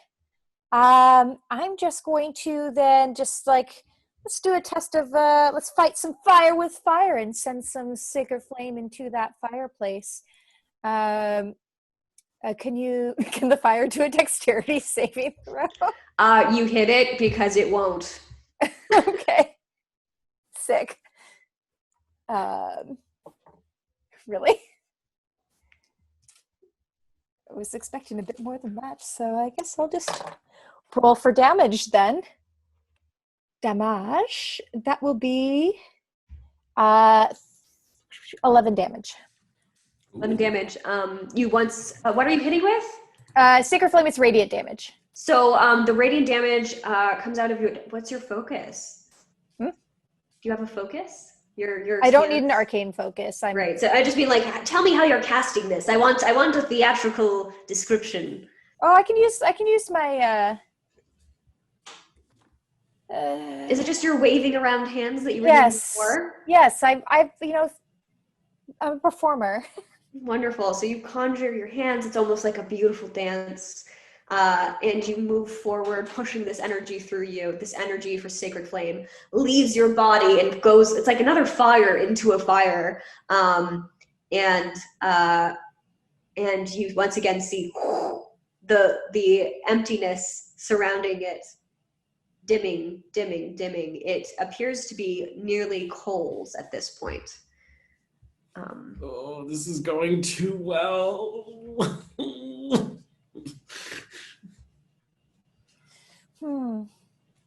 Do you end your turn? I end my turn. I'm just going to puzzle over that. Father Ox. Okay. Father Ox clocks, Chū Chū, Aegon, Finola, and the ghost, lingers on the ghost for a moment before turning to Dart. Mm-hmm. Is Dart still kind of like having his hand outstretched to try to stop us? He's still got one with the spirit and one pointing towards everyone else. Okay. Father Ox is going to straighten a little bit. And he is no longer looking at anyone else. He's looking at Dart. Let's see. And he says, "The darkness is among us tonight, my friends. Can you feel it? Can you feel the fire? Can you feel the brimstone? Get down on your knees and crawl like the beast you have become." And that is going to be my good old divine music. As an action, I will start a chant, dirge, or hymn until the end of my next turn. So this is kind of going to continue. Yeah. He's going to move. He's just walking towards Dart. No hands outstretched, but just walking towards him. And that is going to give, let's see, until the start of my next turn, until the end of my next turn, all of my allies within 30 feet have resistance to necrotic and poison damage and advantage on saves against poison and disease. And I am going to specifically not include Dart in that.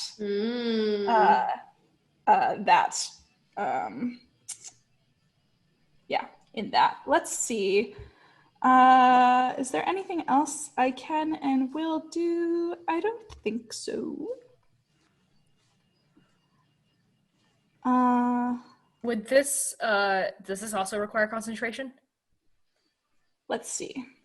If it's not a spell. No, it doesn't. Oh, It's okay, not a cool. spell. It's a feature. Cool. It's a class feature. So that's my action. Let's see. You have any spells that can be cast as a bonus action? Also, Bardic Inspiration is a bonus Yes. action if you want to Okay. hand one out. Okay, yes. I will. Sorry, No, I'm I obsessed appreciate with bards. I didn't want to comment and give advice. I don't know what else I could do. So I will expend a bardic inspiration to, let's see, to Chū Chū, I think. Okay, what is that? What is the die? It's a D8. Great. And you will can add that to any ability check, attack roll, or save for the next 10 minutes. So don't forget. Cool. Not to damage though, right? Just like D20 rolls. Not to damage. Okay, cool. Rolls. Cool. Yep. For the next minute? Yeah, for the next 10 minutes. Okay, cool. All right, great. Yep. That's D8. Okay, great. So with that kind of Mr. Man boring down upon Dart, he is just going to keep coming closer and closer. And I suppose we'll see what you do on your turn about that. Excellent. We would be back at the top of the order, but Dart, before you take your turn, I am going to tell you that you hear a cackle and something that says, "This just got interesting. You'll have to take care of him too, but eyes on the prize for now." And Dart, it is your turn.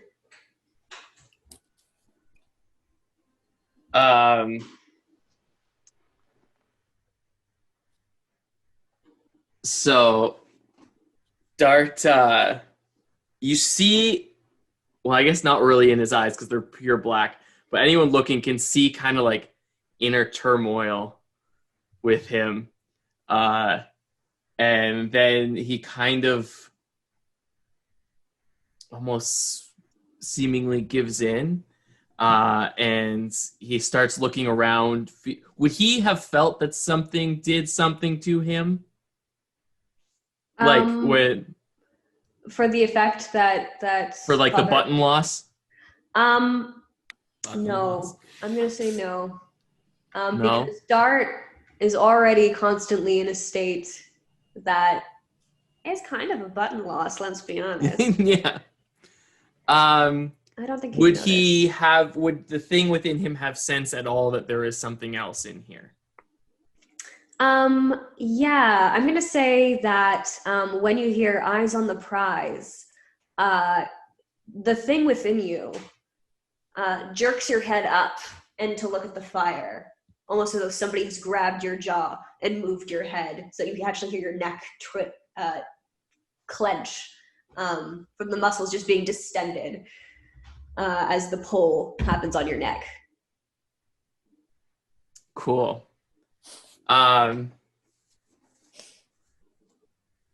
So when he's looking at the fire. What's that? Sorry? Nope, keep going. Now that he's looking at the fire, he's just kind of like, he stares deeply into it, and he's just like, so there's lots of fun for us to have here today. And then he kind of changes his other hand, rather than pointing at the group, points at the fire. And then he's just like, why don't you just show yourself and not be a coward so we can have some real fun here today? And he is going to hold his attack, and then he is going to cast... Would we allow an instant magic circle again if anything shows itself? Sure, I allowed it once. Nothing to stop me from allowing it twice. So if this thing fully like embodies and shows itself, unless the thing in me would know that it just the fire alone is what it is. So you're hoping to cast this magic circle, and you're hoping that a figure appears? If I see a full spirit appear, to cast magic circle on it. Are you delaying your? Sorry, Yeah. go. Sorry. Yeah, I'm holding my attack. Unless Cora, you a figure tell me does that not like appear if you're casting magic circle there. It is just the fire in the fireplace. But are you trying to delay your action until a figure appears? Like if one appears? Yeah, like I before don't want to put it just on the fire. I'm holding my action until like I see a full spirit. Okay, so you're gonna hold your action. Yeah, I'm Okay. not doing anything right now. Great. All right, so Dart is holding his action. Cool. Aegon. Okay. I am seeing the efficacy of what we're doing to this fire. It's not out yet, correct? Mm-hmm. Not out yet. Well, when all you got is a hammer, everything's a nail, so I'm going to rush forward with my two swords, and I'm going to, with my sacred blades, attack this fire and put it out, I hope. All right. Let's see if... Let's get some rolls going. Let's see what happens. Yeah, let's get some rolls going. Let's get some rolls going here. What's my to hit? I haven't attacked anything yet. This is exciting. You haven't. Does a 18 hit? Yes, it does hit. Oh, thank God. Okay, good. I'm just going to roll my 3 attacks simultaneously. Sure, absolutely. Okay. That's a 23. Hits. And that's a 17. Hits. Oh, okay. I was like, we don't know the lower limit on this yet. So you have the twin blades, so you're going slash, slash, slash? Yes. Okay. So, oh, wait, the other two were way more accurate. Those were +5s. Anyways, that's fine. They all hit. Two of those were way more accurate than I originally had Excellent. said. But, Please roll your damage. okay, let's get some D8s heading out here. Okay. 7, and 7 is 14, and 3 is a 17. So, in sort of like a flurry of blades, with one of them being imbued with light, sort of like this sword dancing thing of spins and slashes, and 17 damage as I like return to my original pose. How did that do? How did that look? As your blades ring out and slash into the embers here, you see this final burst of bluish flame ring out, and then dampen with the singing of your swords, clinking now just into the final stone of the fireplace. The fire goes out. You do see anyone who is behind you, as you cannot see this, Aegon, since you are facing the fireplace still. Anyone who sees the seemingly unconscious figure in the rocking chair that has since stopped rocking will see that some flames seem to pick up on the hem of Hestia's dress and flicker up, and then suddenly consume her. And then she completely disappears from your line of sight. You also hear the mechanical screech of the damper of the fireplace come undone. Chū Chū and Dart, can you please roll perception? I think it'd be just perception for me, with advantage for both of you. Okay. I'm also going to use my Bardic Inspiration die. Yeah. 16, Got a nat 20. 19. That's a 22. With a 22 and a nat 20, I'm going to say you both realize at the same time, your eyes maybe even connect, even your dark black eyes, Dart. That is not the sound of a functioning damper. So dampers, for the people who don't know about chimneys, dampers are things that you could actually close that would prevent water from coming in. You would also always have them open if you were having a fireplace. You would never, ever have it locked because then it leads into the actual smoke chamber, then leading out to the flue in the chimney. So that was wrong. What, is it dangerous? Does it mean anything? It means that it's broken. So something might be up with it. Okay. But it's still Aegon's turn, right? I will say you're out of initiative. Okay. Yes, the fire has completely gone out. This ghostly figure has disappeared. You are now out of initiative. Okay. Chū Chū is on the ground from when she dropped, tucked, and rolled. Looks up very quickly to see sort of Aegon standing over her, brandishing his glowing swords.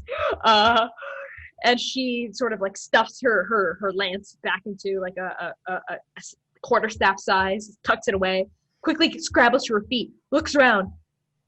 What the fuck was all that? Who the Dart, what, Aegon, you, father, what the hell's happening? Dart, the voice inside your head says, "Oh, well, bring me back when the fun's here, and I'll say that your eyes go back to normal." Okay. Father Ox is staring Dart down still, even as he's turned away, and his tail lashes kind of back and forth. But he is, for the moment, silent. Dart like looks around the room at everybody and kind of realizes what just happened. And darts. He books it to get out of the room as quick as he can without having to deal with it. So the library door has shut. It has not unlocked. What mode of escape would you make in this room? If the door's locked, he's going up the chimney. Cool. As you go up the chimney, is anyone stop? Oh yeah. Chū Chū is gonna body tackle Dart. Okay, we're gonna do opposed athletics check, please. Fucking great. Good luck, my dude. Good luck. I'm still raging, so I have advantage on strength checks. Okay, I also have a a spell set up. He's not going nowhere. Either you got him or I got him, baby.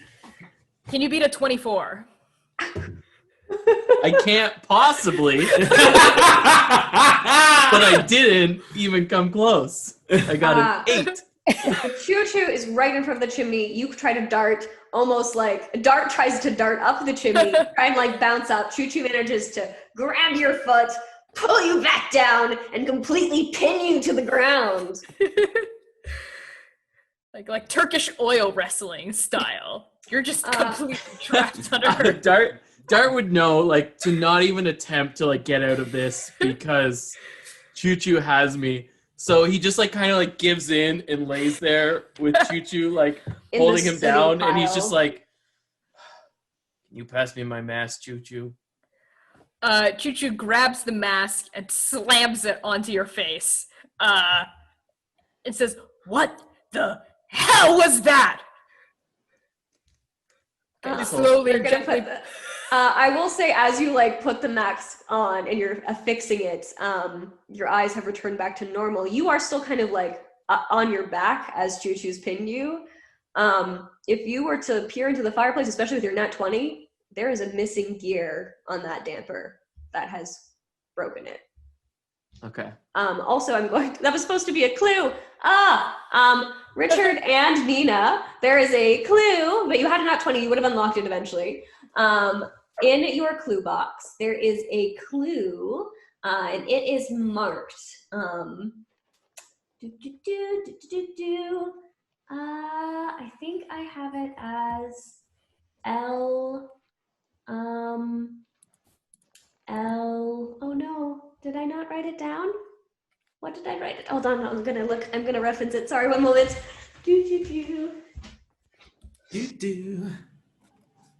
Two bros. I've narrowed it In a down. hot tub. 5 feet apart because they're not gay. Not gay. That was like the first Vine that I was like, oh, Vines are actually kind of cool, aren't they?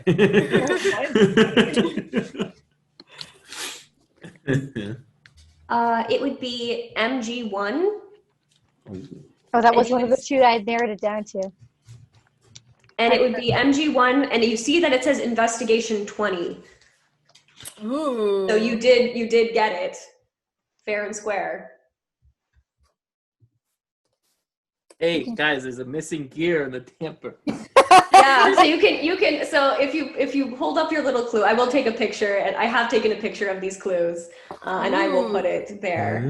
So there's a missing gear in the damper that has caused the fire in the chimney. Oh, cool. So this gear was preventing the damper from opening. Yeah.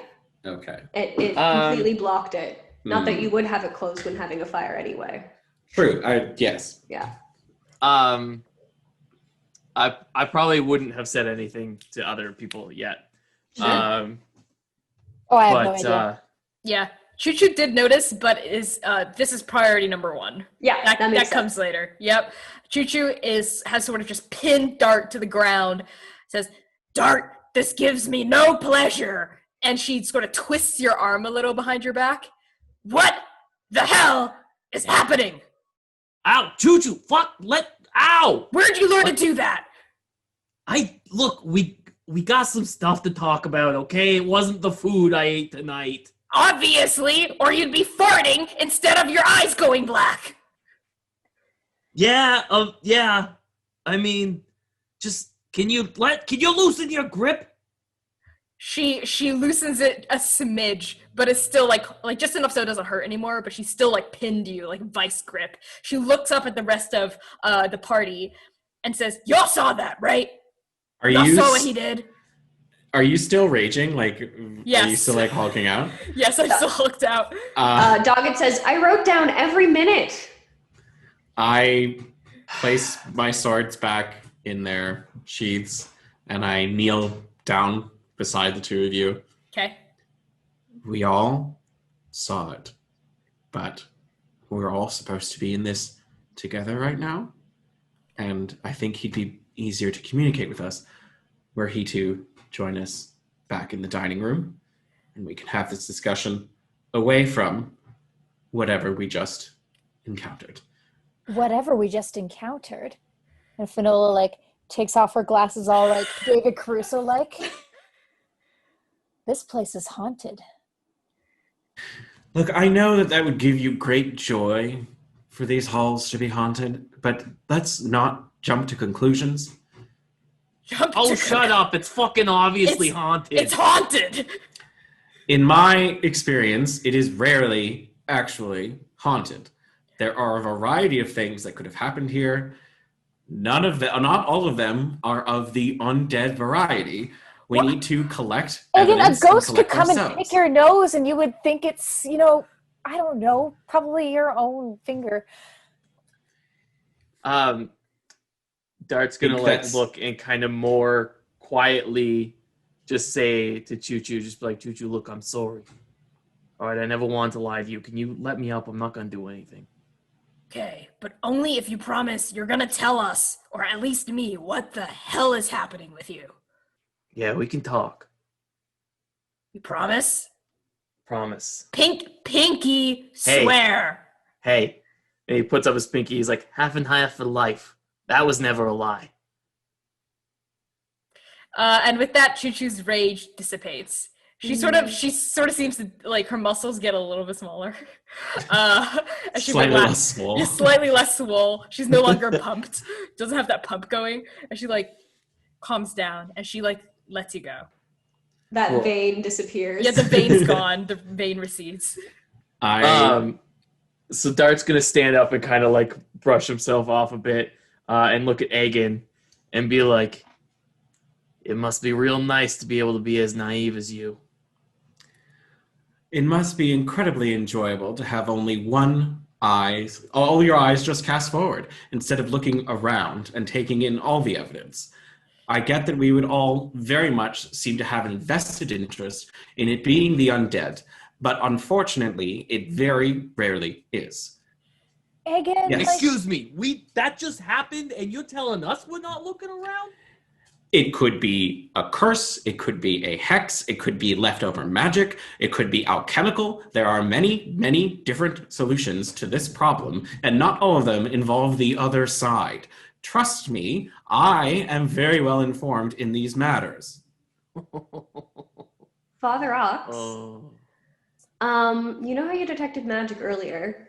Oh, I do. Yes. Yes. You know how you detected magic earlier in the northeast corner? Did you ever go inspect exactly what on the bookshelf was glowing? I don't think I ever got quite to the book, Not quite.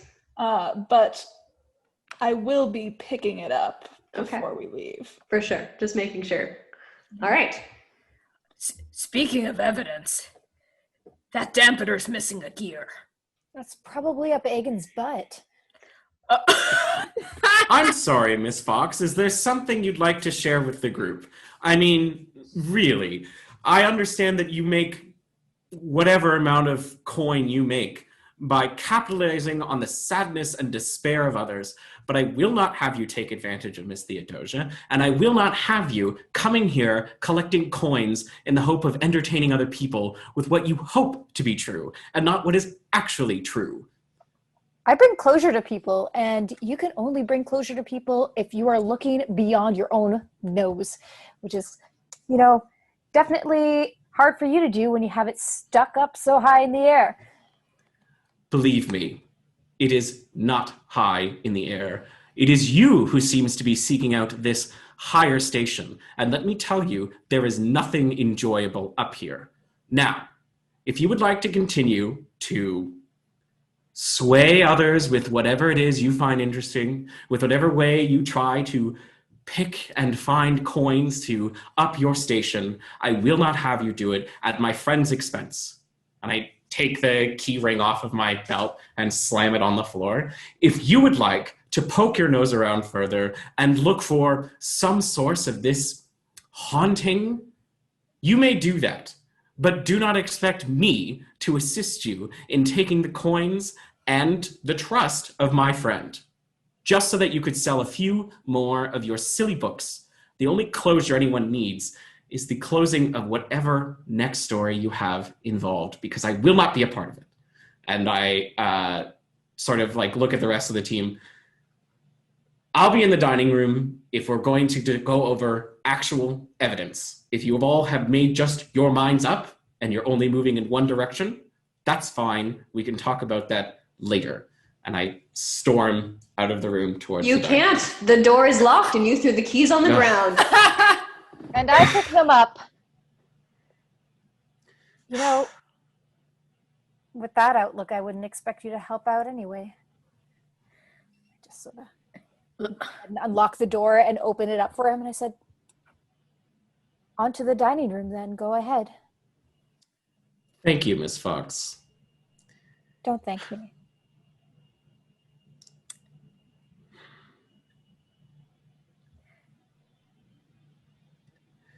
If that's all, then I will see you in the dining room.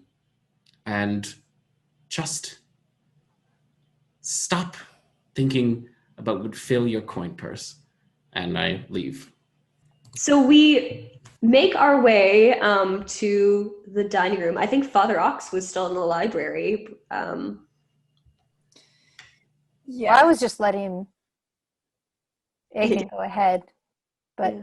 go ahead. Yeah, I don't think Dart would have gone with him. Mm-hmm. Maybe after Aegon leaves, there's like a moment of awkward silence, and Chū Chū says, "I get the sense, I might be going out on a limb here, you don't really like him." Me? Yeah. I didn't have a problem with him, but now I do. Doggett just says, "Oh, you mean like? Oh, he's not our type." No, of course he's not my type. But anyways, he seems to, I don't know what his deal is, but I mean, I don't know how anyone could look at what just happened and honestly be like, yeah, this place ain't haunted. right? I mean, to his credit, he did look pretty wieldy with those swords. He's not just a pretty face. No, he was wonderful with the swords. He's just the most ignorant person I've ever come across in my entire life. Wow. Yeah. Well, Say, to his credit, not everything is so cut and dry. He may see things as unfortunate accidents, rats, spiders in the corner. But even things as small as the tiniest insect crawling up your leg may not be exactly what it is. There is malevolence in this world, and it takes many forms, so he may be correct that perhaps this is not exactly a haunting, though I would be well pressed to see the evidence in that case. Of course, let Father us- Ox. Sorry, go ahead. I didn't mean to speak on top of you.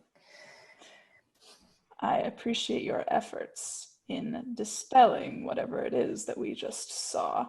Unfortunately, I think there is some unfinished business to attend to in this room and in ourselves. And he, of course, is going to look at Dart.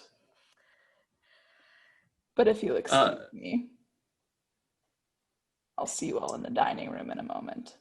And Of course. he turns and goes toward the bookcase, picks up the book, and just strolls out. yeah, I guess I'll go follow Mr. Ox. Look, I know we don't really know each other, and sometimes we butt heads. Sometimes I'll tackle someone and twist their arm a little, but this encounter that we just had together as a group proves to me that if we're fighting amongst ourselves, whatever this thing is gonna tear us apart. So we can't waste time bickering. We have to work together. Darthen, in your head, you hear, "Oh, tear us apart. She does have fun thoughts, doesn't she? I see why you like her." Right, Dart? Yeah, Chū Chū. Okay. Now let's go to the dining room and talk about everything that just happened and I need like a whiskey or something. I need like a fat cigar. No, you're absolutely right. You don't need to tell me. It's Aegon that you need to talk to. Okay, Miss Fox. I'm listening. I'm listening. I hear you. Okay. And Dog It, you too. You're a part of this team, even though you did literally nothing during that. I mean, I think I collected some really valuable insight into this. You can look over my notes if you want. I can't. Oh, I'm sorry. I'm sorry. I can read them to you. Okay, I might like that. Yeah, I love reading to people. You know, Miss Finola has actually had me read bedtime stories to her occasionally from her own accounts. Really? Yeah, and she finds it quite soothing. Is that so, Miss Fox? It's nice to hear about one's own exploits. Mm-hmm. Well, I'll see you on the dining room. I'm gonna shovel the rest of this banana bread into my mouth. She's still holding on to it. She's gonna eat it and go into the dining room. Aegon, you left the party alone. I did. You did. You walked down the hallway back towards the dining room. Yes. You would have passed the staircase. Correct. Roll a perception check for me, please. Oh no! No. Oh, it's a little bit better. Perception. Oh, it's not that great. 17. 17. As you are about to turn into the dining room, huffing and puffing along the way, you do see an unusual light on the stairwell. Would you turn to see it? Yeah, I would. Yeah. So you walk further down the hall and you look on the stairwell and you see, since you attended the wedding of Hestia and Shasi, you recognize the figure on the stairs almost as though frozen in place, and then a sudden tumble down the stairs and a disgusting crack. And it lands at the foot of the stairs right in front of you. It appears to be the specter of the dead Shasi, and he fades in front of you. I'm going to get you to do a wisdom saving throw, please. Luckily, I still have a point of inspiration that I might use on this. Ooh, I don't need it, baby. Wisdom saving throw? Yes, wisdom saving throw. Ooh, buddy, I got a 27. You don't need it, but you do know. I have +8 to that. So. Holy shit. You do not have to give me one of your tokens, but Aegon knows for a surety, sometimes ghosts can react as echoes of time. And this was a ghost, and that was a ghost, even though something else might be going on here. The figure of the dead Shasi, spectral form, disappears at your feet, is no longer there.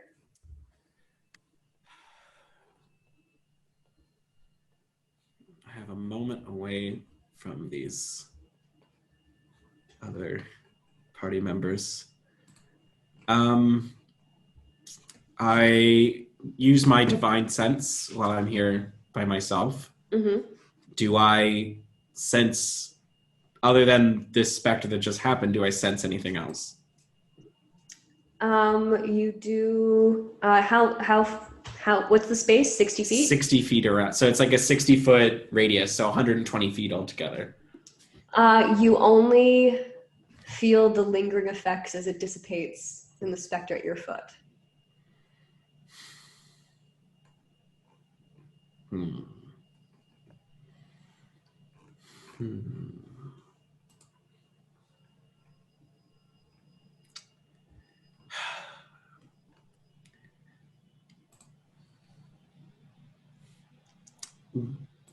I cast yeah, let's do it. I haven't cast any actual magic yet. I cast detect magic very quickly to sort of pick up on if this is a natural like if this is a ghost thing happening on its own or if it's being encouraged by necromantic magic of some sort. Detect magic, what are the parameters of that? What's the space that it inhabits? It's not that big. It is, so it's like 30 feet radius sphere around me. There is a crest above the arch of the dining room, and you see those celestial words glitter, but you can't read them. Oh, it's not one of my skills. I take out my journal and I copy the writing on the sigil or on the crest, pardon me. I also quickly draw a sketch of what I saw from the top of the stair. So One you image. probably... Sorry, continue. No. Yeah, you can determine the amount of time it takes. Yeah. Absolutely. I think about this time, people would be walking into the hallway to the dining room. You would probably still be in the hallway at this point. So they would see me in the hallway with my other book, not my codex of prayers and stuff, but my journal. And I'll be doing sort of like two sketches, one of Atrocity at the top of the stairs and one of him in his final position at the bottom. And then, of course, also the celestial writing and kicking myself internally, being like, I learned Infernal because I thought that would be where all the bloody evil would be coming from. Why didn't I learn Celestial? I finish copying it down, and as they come in, I guess I'm still mid-sketch probably. I'm not that fast. But they would walk in while I'm sketching and furiously copying down this information. And yeah, that's the end of that. I don't have anything else to apply at this moment. All right, so everyone, I assume, has walked into the into the hallway right before the dining room. Has everyone left the library? I think Dart would have just hung behind just a couple minutes and just been like, sorry, I need to kind of compose myself after what just happened. And then when everyone's out, he's just going to like say quietly but clearly to the voice, he's like, we ain't doing this.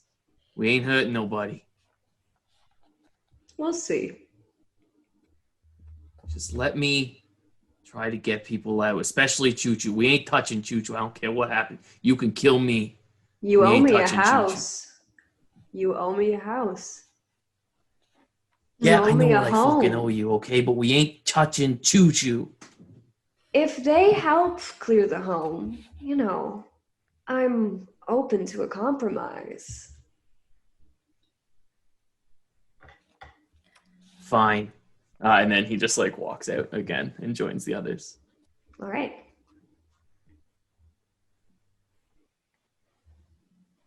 So you're all in the hallway, I assume then. Yes. Watching Aegon sketch away. What the heck are you doing? Like I said, give me a moment to collect all the evidence and we can speak in the dining hall. And then I go back to sketching. Okay. I'm sorry, Chū Chū. I'm not mad at you. Just, I need a moment to focus, and then, yes, I think it best that we do discuss all the evidence. Okay. Can Chū Chū see the celestial writing? Can you read celestial? I have so I can speak and understand common, but I've been interpreting Chū Chū as being illiterate, except for abyssal and celestial. Then yes. Ooh. Okay. We could say it as almost like an innate sense of innate understanding. Yeah. What does it say? It says the family motto. You were probably too distracted earlier to notice this, but it does say, with greatness comes sacrifice. With greatness comes sacrifice. You'd be able to glean the meaning. Yeah. I turn to you. Excuse me. That's what that says. You can read celestial. That's celestial. What? What'd you just call me? That's celestial writing. I've seen it in text before, but I'm not actually literate in it. But you are. That's a difficult language. You are very, very skilled. Well, yeah, I am, but I mean, sometimes when I'm just walking around, I might see something that I can understand. I just figured it was like, like super normal common that everyone could understand, even me. That is that's a language of higher creatures and higher beings. Oh. You are very, very skilled. And I go back to writing and sketching. Oh, well, thanks, pretty boy. Doggett also has his journal is like kind of like comparing journals with you. Yeah, Again, like your binding is exquisite.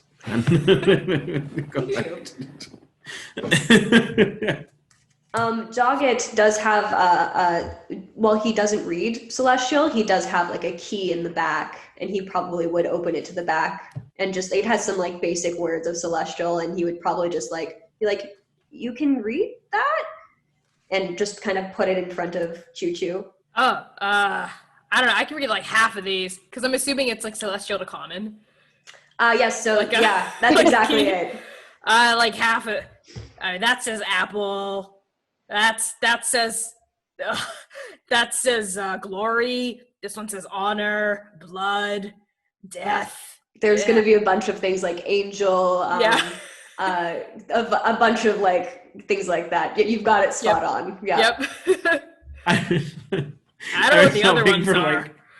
Like some sort of like celestial like naughty poem that he's accidentally uncovered. That means that's I don't know why you got that in there, dog. And you're a dirty little boy. Oh, what? Which one? Are you gonna play?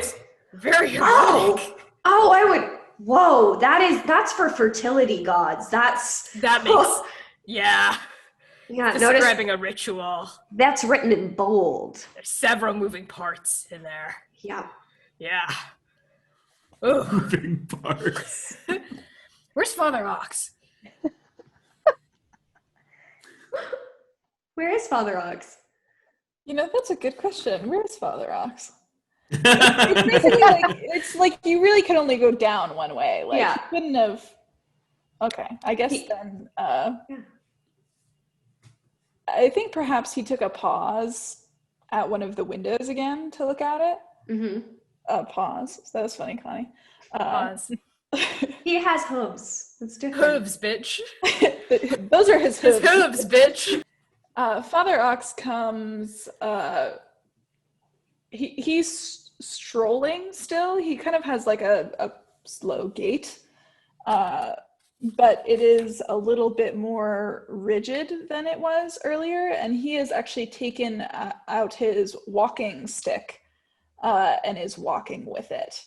It seems like the attention seems to have taken a little bit out of him. He seems like he's maybe only 7'6" instead of 7'7", as he walks a little bit. And he curls his tail kind of as he sees everyone just kind of standing awkwardly around the banister. And he says, "It is quite past my bedtime at this point, so if we would like to continue meeting, I suggest we do so very quickly." How close am I to being finished drawing and writing everything? I'll say that you're done. I snap the journal shut. I agree. The hour draws late, and I head over to the dining room and put my journal down on the table. Chū Chū follows suit, but sort of pauses to look up at Father Ox with a little bit of concern in her face. Says, you okay? I'm simply not as young as I once was, Chū Chū. Yeah. I appreciate your concern. Yeah, the cane, that's new. He kind of twists it a little. I think it has like a cute little maybe wouldn't it be funny if it had like a little ox head on it, Yeah. like a silver ox head up top. My husband got this for me as a wedding gift. Congratulations. I didn't know you were married. Happily so. I see. Well, thanks for doing what you did back there. I'll see you in the dining hall. Chū Chū just turns and strides awkwardly into the food area. Father Ox follows literally right behind you. And kind of halfway to the door, he goes, "See you there." Chū Chū feels so awkward. She just sits down next to Dart. I think Dart kind of went in after everybody because he was straggling behind. Okay. But yeah, he would go up to Chū Chū anyway. And just like, I think quietly, like silently, just kind of pat Chū Chū on the back and just do the whole like, we're not going to say anything, but give you like the nod of like, sorry. Uh-huh. Chū Chū looks back at you and is trying to convey through her face, I get it, but we're gonna have to talk about it soon. Maybe even right now, but I understand that you have a good heart, and it's okay. Off through her eyebrows. Yeah. Off through her eyebrows. Totally silent talk, and then just a little smile from Dart that like, all right, we're okay. Yep. The hour draws late, my friends. And Yeah. unfortunately, things have grown. He sighs a little wistfully. Harder than I had expected. It may indeed be pertinent for us to get all of the information available to us on the table as it stands now, although I have many questions. And I understand the way the darkness takes hold of you. All of us are constantly somewhere between life and death, are we not? In that way, we are all ghosts. And from them, we may learn many things. We all have darkness inside of us, as well as we all have light. And he focuses his gaze on Dart. Sometimes it just takes a little push to keep the balance. As it may take a push. As it may take a push to balance ourselves so we can work together. Because I have a fear that as much as you care for her, Aegon, Miss Theodosia Verity is in quite a lot of danger at this manor. And I don't think bickering among ourselves will be pertinent. But I agree with you on understand. both of those accounts. I understand where you're coming from. Your heart is in the right place. And so is yours, Miss Fox. There is light within both of you. Let it guide you. And he kind of sits back heavily to allow whatever is going to happen. Thank you. This time when you say that and like make eye contact with Dart, all the other times it was like fear and shame, like kind of trying to hide it. This time when you look at Dart, he looks back at you almost with like desperation in his eyes, but doesn't say anything. I'm just going to pause. I can hear music. I bet it's from me. Is it from me? Is it gone now? Yes.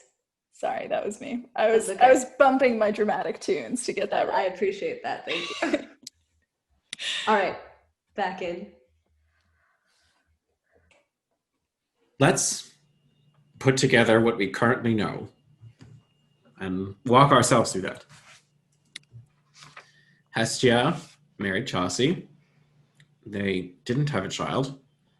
Hestia passed in a fire. Chaucy made advances on Miss Theodosia and fell down the stairs to his demise. And now we are here. And we've discovered something about the chimney. You said that there's a gear missing, correct? Yes, there's a gear missing. And this gear is essential? Yes. To keeping there's a mechanism. You wouldn't get it, but in layman's terms, if the gear is missing, the chimney won't work right, and it's a huge fire hazard. That's definitely what caused the fire, for sure. 100%. There's no doubt. Then I'm thankful for your presence, both of you. I don't think we would have been able to find that evidence on our own. I don't think any of us are chimney experts.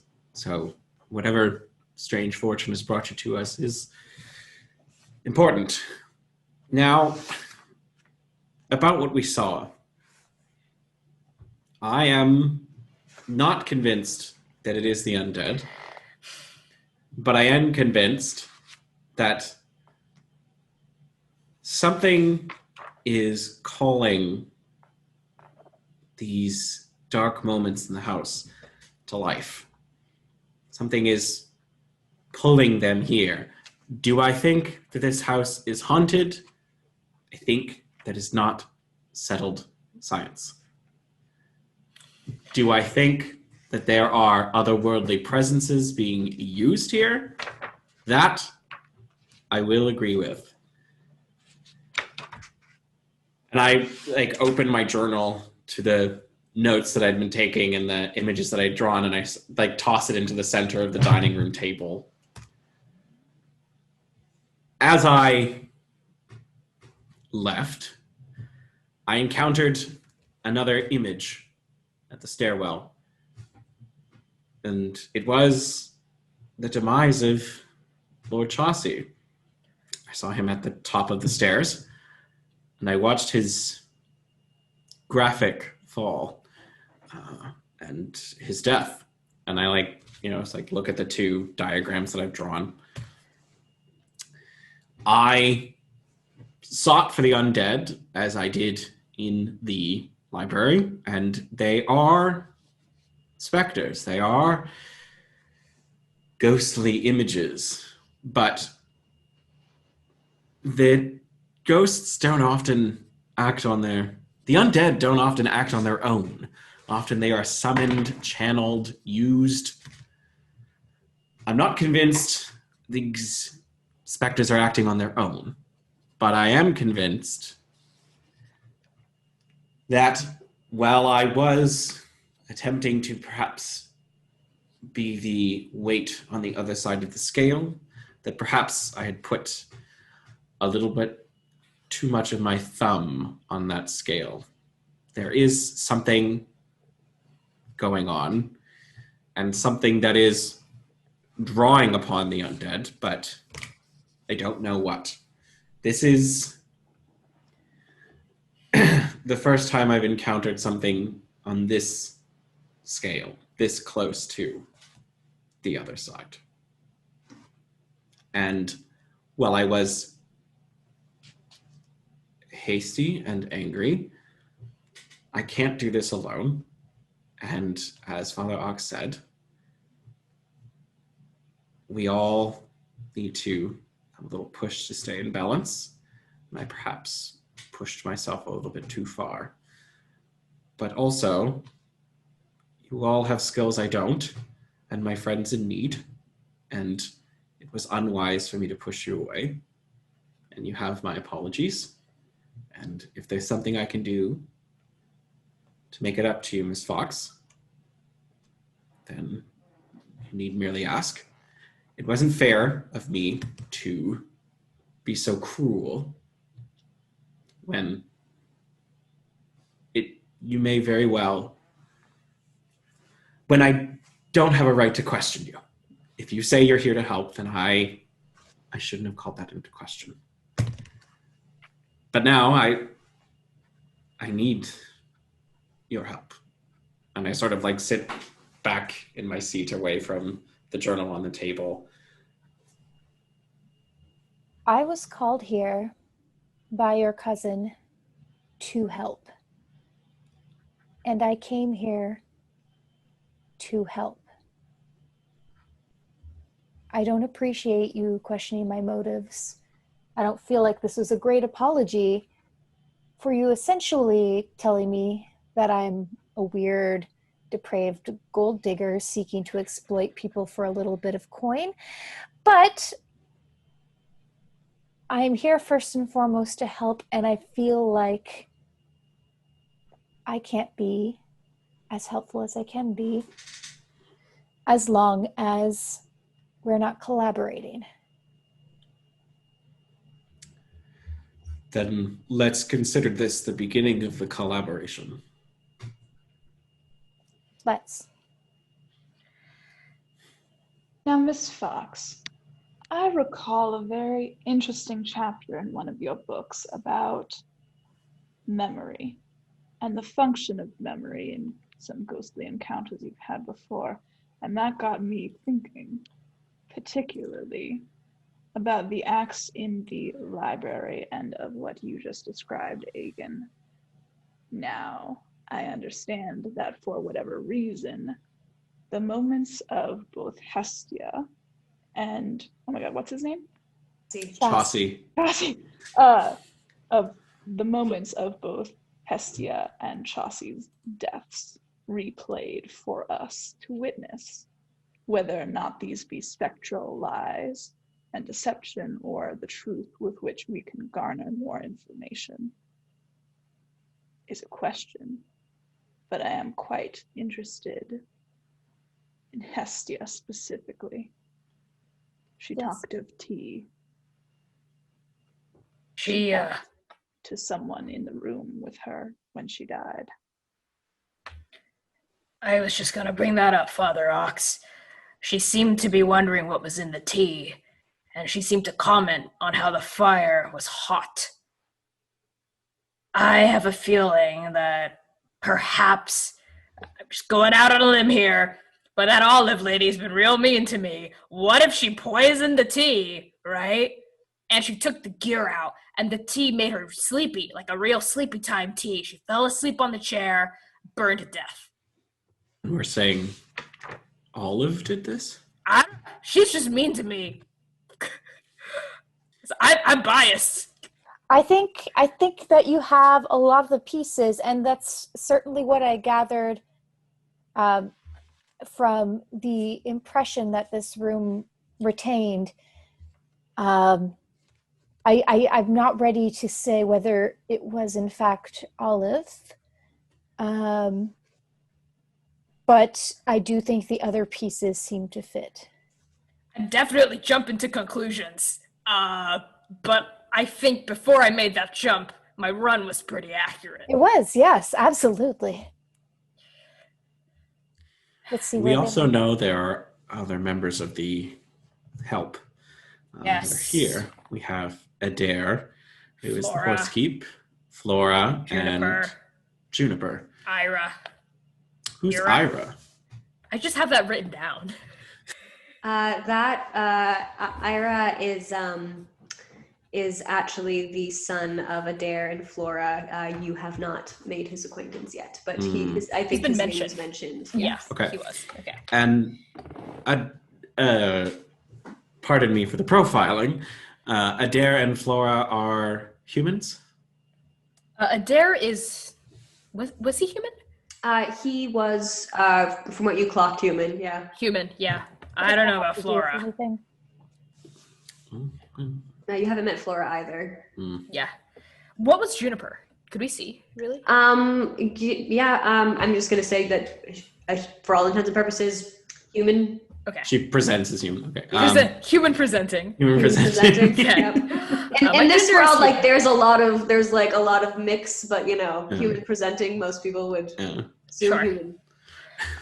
Maybe what we should do with, what remains of the Midnight Candle is maybe we should form a plan for tomorrow. Maybe each person or pair or whatever does a thing. There's a lot of ground to cover. I think someone definitely needs to talk to the servants, but I have a bad track record with dealing with people, so maybe not me. I can be persuasive, and I'm well informed on the politic and manner of this estate. I might be useful in that regard. If there's someone else who is equally as potent at that, I think it would be good if we split those resources and we each took a different party to investigate. And then out of game, is anyone as hot as I am? I Well, am. we have a lot of charisma. A lot of hotties. Actually, Father Ox is also, I think, pretty. Bard. High Yeah, on Father Ox there. is a bard. Oh yeah. you're Dart's a probably hot. warlock. And Finola's pretty high on the. Jeez. Yeah, and So you're a many of paladin. us- so many of us running off charisma here. So I have. Except me. So in a metagamey sense, I Yes, have. so this part will be out then. Yeah. Yeah. In a metagamey sense, I have persuasion at 8, and then the other ones like intimidate and deception are down at 5 because I didn't specialize in those. Mhm. But I am very persuasive. So if there's someone else who has the other face abilities as high as mine, it'd be good if we split that. Yeah, my persuasion's sitting at a 6. Like a +6, yeah. Okay. Mhm. Yeah, I only have a +3 to charisma, but I have the Jack of all trades feat, which means that I add my half proficiency to all my checks made without proficiency. Nice. And I don't have persuasion or charisma as skills, but that is nice. Okay. I feel like maybe Aegon and Finola can be like the leaders of each squad, I guess. What about you, Dart? How persuasive are you? No. I'm not awful. I'm real good at lying. Oh, good. Yeah, I don't. I have a -3 to charisma. What? But The Barbarian? No way. Yeah, no way. Yeah, but Chū Chū can climb, and she has a really high athletics and strength and stuff. She can like explore and like dig around. Nice. I was gonna say Yeah. us halflings can do any sneaking. Mm-hmm. I cannot sneak for shit. Yeah, Me you have, neither. you have I plate like armor. all persuasion, all performance. Like those are my 2 highest stats. My charisma is only +3, but I'm proficient in persuasion. Okay. Okay. Okay. So with that, then tomorrow morning, let's break off into groups that will be doing interpersonal work and groups that will be doing more, shall we say, subterfuge and investigations. And we can bring our efforts back together by lunch. Does Yeah. that sound like a... And let's all agree that if we find anything shiny and spectral, we document and retreat. I don't think it's wise for any of us to attempt to take on any creatures on our own. I think I beat up that ghost pretty good. Bam! Did you see me? I was poking its ass. You are incredibly skilled on the front line. I must say, I didn't. Very rarely am I kept on my toes.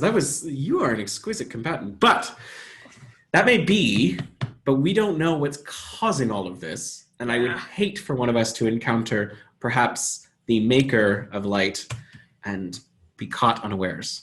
That's a good point. Should someone warn Theodosia? I don't think she should be staying in this house while we're investigating. I was hoping to speak to Theodosia tomorrow morning. Okay. I think she's probably gone to bed for the evening. Okay. But I think it's wise that we make sure we explain to her tomorrow morning that you're right. This house is dangerous. She should stay in town. Earth's bounty. She shouldn't be here. I think you're incredibly astute on that. Yeah. Hopefully nothing happens tonight. Am I right? That would suck. Lightning crack. Father Ox is going to ruffle around in his bag for a moment, and then he's going to produce, since he is a bard, he has 3 different musical instruments. He is going to produce what is called a putu, which is also known as a cow horn. Yeah, like one of like Viking cow horn, which seems to be perhaps the broken off remnant of his own horn. He's gonna produce it out of his bag. Chad. And, put it on the table. I shan't do it tonight, lest we wake the entirety of Earth's bounty. But if you hear something very loud, I will have seen something shiny. Okay. Before we go to sleep, I'm getting tired. But I did notice, did you grab something off a shelf? I did. Also gonna ruffle through the bag and put the book down next to the horn. Doggett says, that binding is exquisite. I nod in deep agreement. Oh yeah, that is not done mechanically. That is carefully done by hand. I'm going to describe this book. So while Father Ox could easily pick it up with one massive hand, for most people this would clearly be a tome that is a two-hander. This is actually not like old books. Like the pages aren't, the vellum pages aren't yellowed with age or anything. This looks maybe like it'd be 20 years old at the most. This is a relatively new volume. It was clearly hand-bound. There are sigils that are drawn into it in Celestial.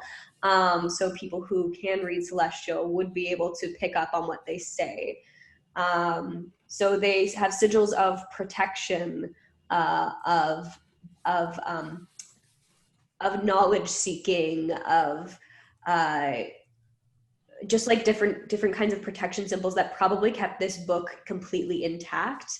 It also has images to take away undue influence, protections against evil, even though evil isn't necessarily what everyone necessarily believes in this world. And on this, it says evil, protection from evil.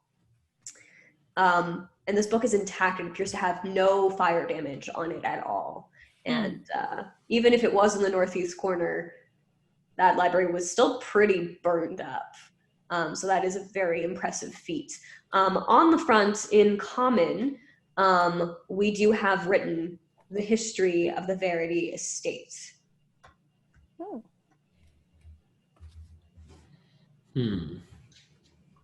And it says that it was by Zacharias Verity. Somebody wants to do History check. History check. Yeah, baby.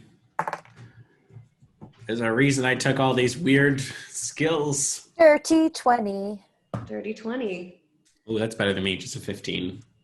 So Andrew, Aegon, it sounds familiar to you, but you can't quite place it. Finola, you did your homework before you came here. Zacharias is Theodosia and Hestia's father. He actually died, about 20, 30 years ago, probably right around when Hestia would have taken over. A book written in the hand of Papa Verity. Interesting. I figured it might be some light reading before bed.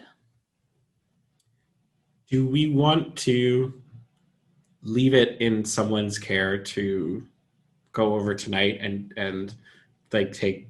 Is that okay if someone tries to read it tonight and brings back the information in the morning? Yeah. Is that okay?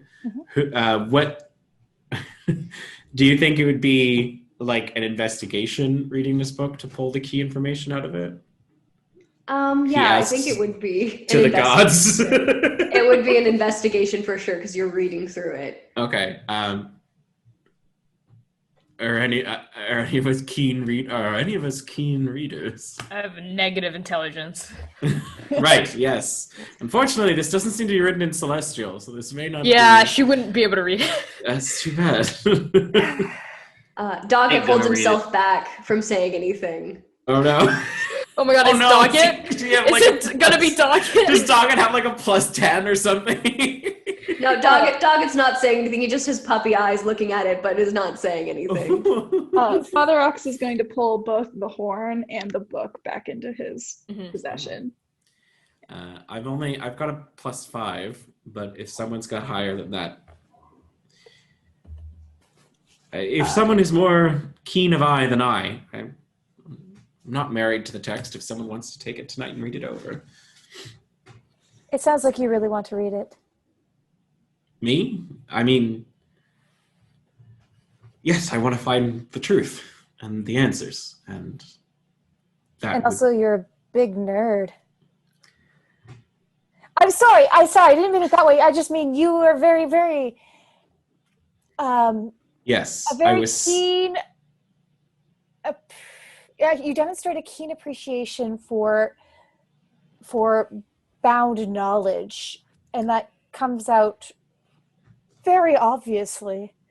That's all I was trying to say. Right. Well, I was sent Remember away. that I am quite charismatic.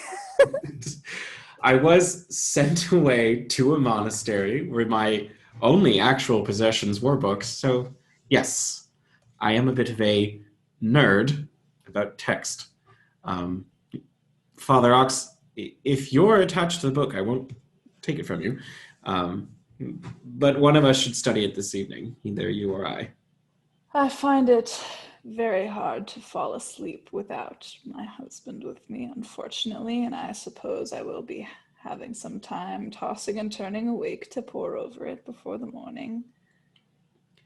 Then I would not want to stand in the way of what may be a soothing element this evening for you. So then, with that, let's depart, and we'll meet together first thing at dawn tomorrow.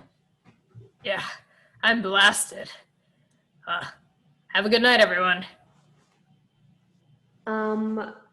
We are quickly going to end, but I will say that Connie and Dart, in order to get back into the servants' quarters, you would have to pass through the kitchen.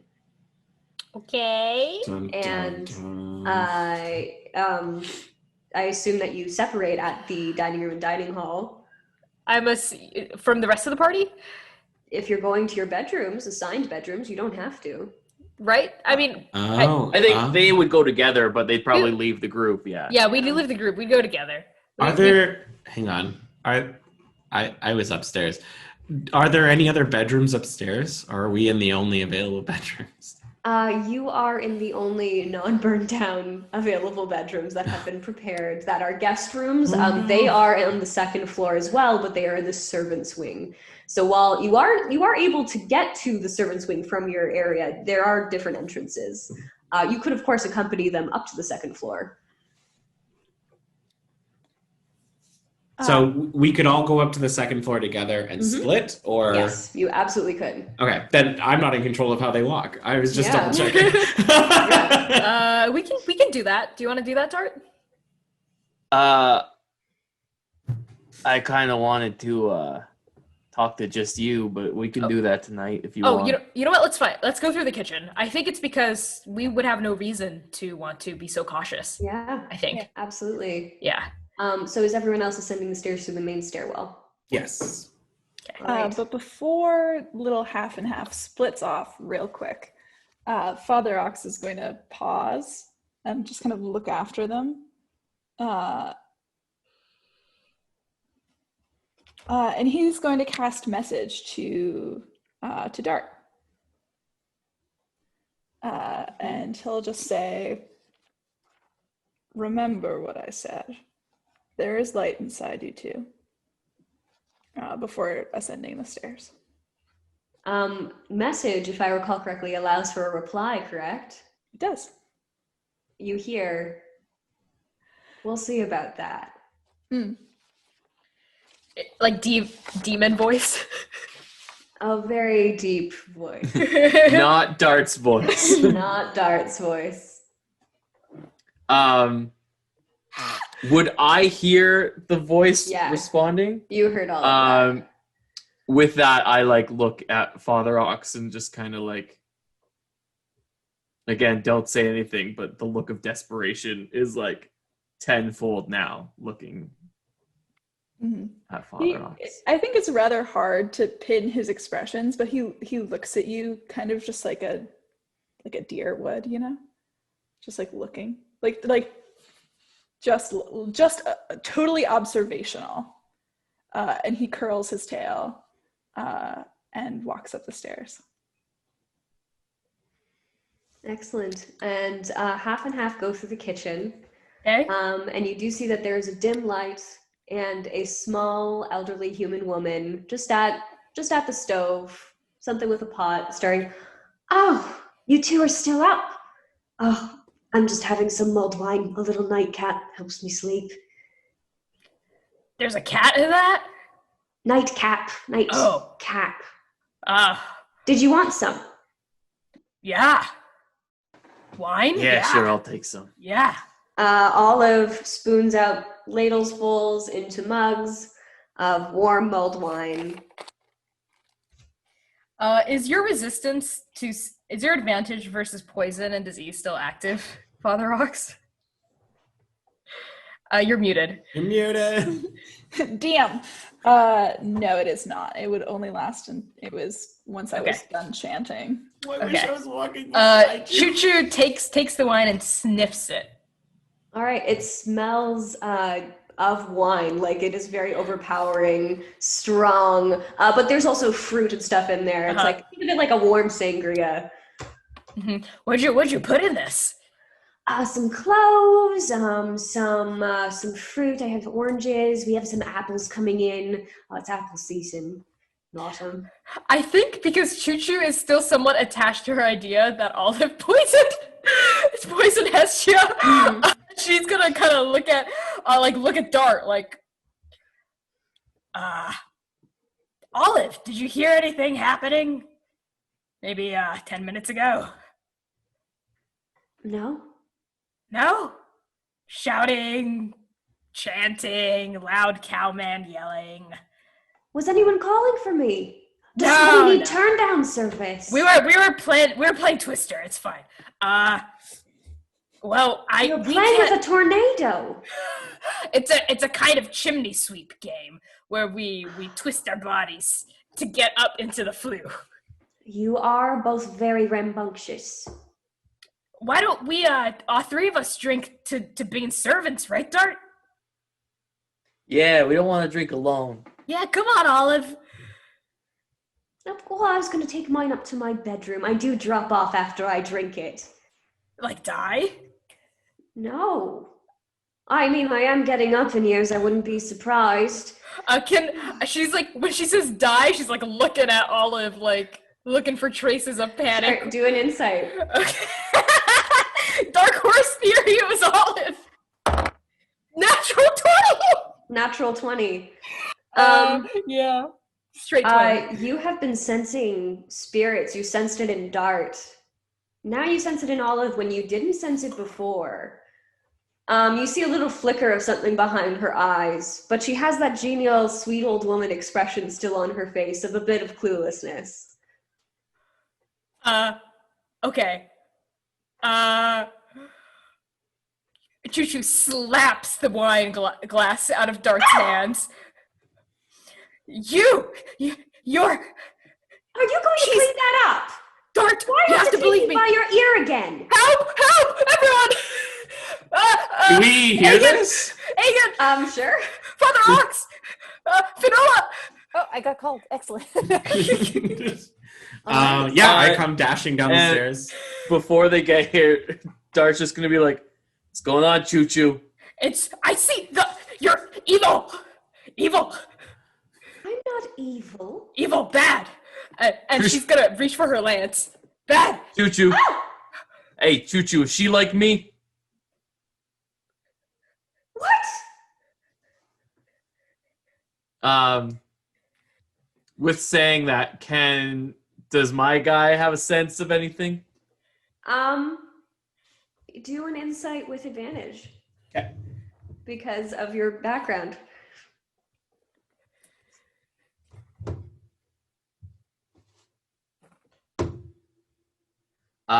14.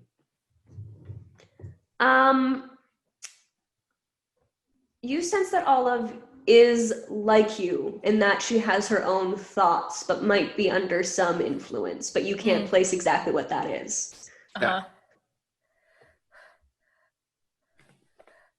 I don't know what's happening. What's gotten into you? I will clean up this mess if you're not going to. And she grabs a rag and starts wiping at the floor. Looked at Chū Chū. Why?